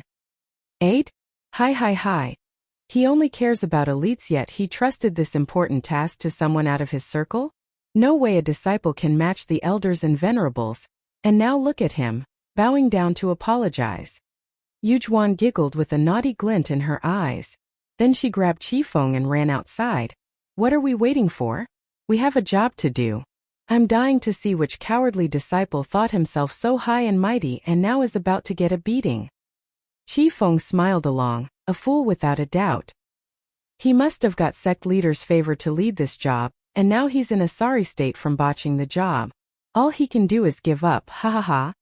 Yujuan giggled as the 2 went for the barrier. Whoosh! Just then a white ribbon shot for their heads. They panicked and barely dodged it. Oh! The ribbon slammed into a cliff like a sword, right as a gentle lady floated down on it. Her smile was bright, but her eyes were deadly cold. The elite area is sealed. No one can get in or out, especially you 2 brats. Did you forget already? Oh, it's senior sister Bai Lian. And here I thought it's someone important. Yujuan mocked. Just like how venerable Bai can't handle our grandpas. Neither can you touch us. Bai Lian said, grandfather may be a venerable and displeased with some people, but it has nothing to do with me. I have not come here to settle grudges, but to uphold the rules. Cool. Qifeng gave his thumbs up. I do admire senior sister's civic duty. It's why I like you. But it's best that you turn a blind eye today. We're of the same cultivation and Yujuan is in the 4th layer radiant stage. With 2-on-1, senior sister can't handle us both. Well, aren't you confident? Her smooth eyebrow arched in a taunt. Qifeng, you've not once beaten me. When did you get so cocky? Ha. Qifeng laughed. Senior sister, that is because of my endless and undeniable admiration for you. But now that I have a job to do, I can't go easy on you anymore. So you mean you've always held back? Why else? You think some broad like you can ever match me? Qifeng sneered. Bai Lian nodded. Then let me see what you're really made of. Bai Lian shot for the 2 as the white ribbon flew in her hand. The massive yuan qi made the couple tense up and dodge away. Boom. What was left behind was a dozens of meter-deep crater ruining the place. Qifeng was startled while Yujuan paled. He could put up a tough front all he wanted, But he knew fully well that Bai Lian was as strong as him. Even though he never went all out against her till now, he knew that even if he did that, victory wasn't certain, choosing instead to bide his time for the right moment to finish her off. He never thought that time would be now. Firestorm. Seeing the hundreds of ribbons coming at them again, Qi Feng swiped with his 2 fingers and a fire sea exploded forward. Yu Zhuan got to work as well, holding her palms together and unleashing a tornado into the fire sea to amplify its power. While weaker, the two made for a good match in skills and increased Qi Feng's move's power by 40%. Moon's wind embrace. Yu Zhuan shouted again. At this point Bai Lian turned serious. The hundreds of ribbons shot like meteors, absorbing the fire and wind, then smashing into the couple. Meteor shower. Feeling that great power upon them, the two were startled. Even women were capable of incredible feats. But then a cool breeze made the meteors fizzle out before they could hit them, ending up slumping on the ground. The grass withered and the earth turned black.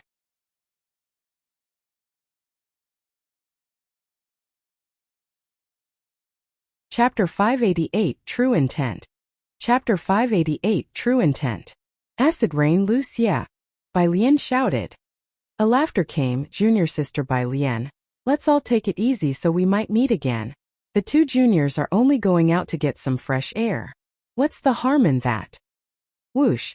A youth in green floated down, his smile twisted, and his power making even Bai Lian falter back 5 steps. He got even stronger. Bai Lian squinted. Qi Feng was overjoyed. Senior brother Wuxia, you're out of seclusion. What great timing. Ha ha. I've been out for a while now and I'm only here now to help. Wuxia snickered. You do your job and I'll handle mine.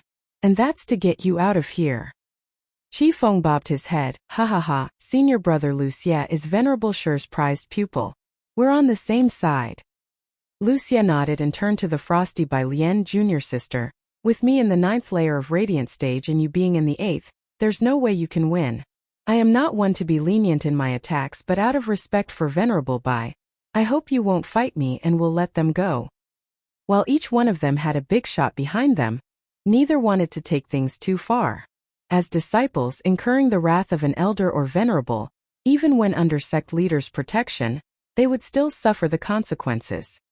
The sect's rules stating they couldn't kill disciples might protect them if they went after some nobody disciples, while killing the precious kin of some elder would leave them with no place to hide. All that was left to do against a madman bent on taking you down with him was to give in and die. That being said, while all elites were savages and cruel, they knew when to stop. Like now for instance, Wuxia had Venerable Shi behind him, but killing Venerable Bai's granddaughter would render Venerable Shi's protection useless. Bai Lian took a deep breath and shouted, Wuxia, the 3 venerables have asked us to patrol the barrier and stop anyone who exits it. You know me well enough to know that I'm not going to stop just because of a few words. Ha ha ha, true. Wuxia chuckled. I'd have let this one go if it were any other time, but oh well. Wuxia's eyes hardened and he shot a green whirlwind at Bai Lian. The pressure took her breath away. Even more so when the acid within could even melt her bones. The caustic scent spread its foul odor everywhere. Bai Lian faltered 3 steps, coming to an impasse. She knew Wuxia was going easy or he'd be striking with something she couldn't cope with, without even giving her a chance to breathe. Wuxia wanted her to get lost. If you can't even stop this, scram. Bai Lian felt even more morose. Just this first strike showed the gap between their levels. Wuxia snickered at her difficultly, the mockery enraging Bai Lian. Wuxia, your arrival won't change a thing. The shout announced the arrival of a yellow light shooting from the ground, meeting the green whirlwind and scattering it. Earth canopy. Crack. Wuxia was pushed 2 steps back with a dark face. Whoosh. A youth in gray with sharp features, blue eyes, pointy nose and thick lips, as well as large ears stood next to Bai Lian. The mood of the other 3 sank. Wuxia gnashed his teeth. Qi Changlong. You're out too? Just in time too. Who else can stop your murderous tendencies, Wuxia? Qi Changlong snorted and barked at the pair. You two, I know what you've done and Fiendine warned me that you'll be up to something. You won't get to touch labor office again. Big words for someone who's alone. You can't stop all of us. Wuxia glared Qi Changlong. It's time for me to take that best elite title from you. Here and now. Qi Changlong mocked. Wuxia, you've been after it for a while now. A shame you'll never have it. We'll know after we fight. You're no match for me after my seclusion. I will take that best elite title, and after the Double Dragon Gathering, I'll become the sect leader's successor. Go ahead and try. Qi Changlong snorted. The two were at odds, ready to come to blows at any second. Qi Feng and Yu Juan tensed. This was a fight to settle the next sect leader. Wuxia was always one step short of beating Qi Changlong, but had always worked hard to overcome this small gap. The two ended up as Wuxia's supporters. Give him hell, senior brother. Then they thought better of it. Wait, we gotta go humiliate laborers, not join this bustle. Senior brother Wuxia, maybe you should first figure out how to get us out, Qi Feng began. A loud bang cutting him off was the answer for him as the barrier above them shook and broke, as the bright sun's rays shined on the five elites. Eyes twitching, the five's hostilities ceased right away. Someone broke the barrier. Whoosh! A thin figure came over while they were still out of it. Pardon me, but could you point me in the direction of Qi Feng and Peng Yujuan? After another round of eye twitching, they looked at the sloppy guy in shabby clothes, carrying a broom and smiling kindly. Who are you? Bai Lian sized him up, but all she got was a first-layer Radiant Stages vibes, and that made her relax. The guy scratched his nose. Oh, where are my manners? I am the boss of labor office, Shua Fan. You can just call me the coolest, best laborer the demon scheming sect has ever seen, Steward Shua. We're holding an apology banquet, you know? With 7th and 2nd elders already present. How can we miss the stars of the show, Qi Feng and Yu Juan? Ha, the feast will never achieve its height without them. So you're that rotten waste Shua Fan. Did you not get your face slapped hard enough that you thought to turn the other cheek forward? Yu Juan mocked. The guiding venerables feared that we'll make a scene at the banquet and had us stuck here. Yet you punk have just waltzed in. Ha. You've come right into my lap. You've really opened my eyes as well. Qi Feng pipped in. Zhua Fan smiled back. I take it that you're the two brats. And what if we are? Are you going to bang your head and beg yours truly to go to that dump again and smack you some more? Peng Yujuan snickered. Qi Feng laughed alongside her. Zhua Fan grinned. Oh, you've understood it all wrong. This apology banquet is for 2nd and 7th elders in particular. Ain't that the same? They're our grandpas and we're the main stars here.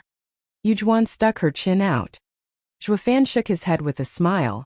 Oh no, you've completely misunderstood me. We're apologizing to the elders alone. Because, their precious grandchildren are about to die at my hand. Zhua Fan's eyes took on a savage glint. His face hardened as he looked at his prey with a grin. You're tuning in to the Li Mei's Wuxia Whispers YouTube channel. We're so grateful for your support, and don't forget to subscribe to join us on this incredible journey through captivating stories. Your generosity through donations truly makes a world of difference, as it's the primary source of revenue that allows me to expand and enhance this channel for you. Thank you from the bottom of my heart for being a part of this adventure.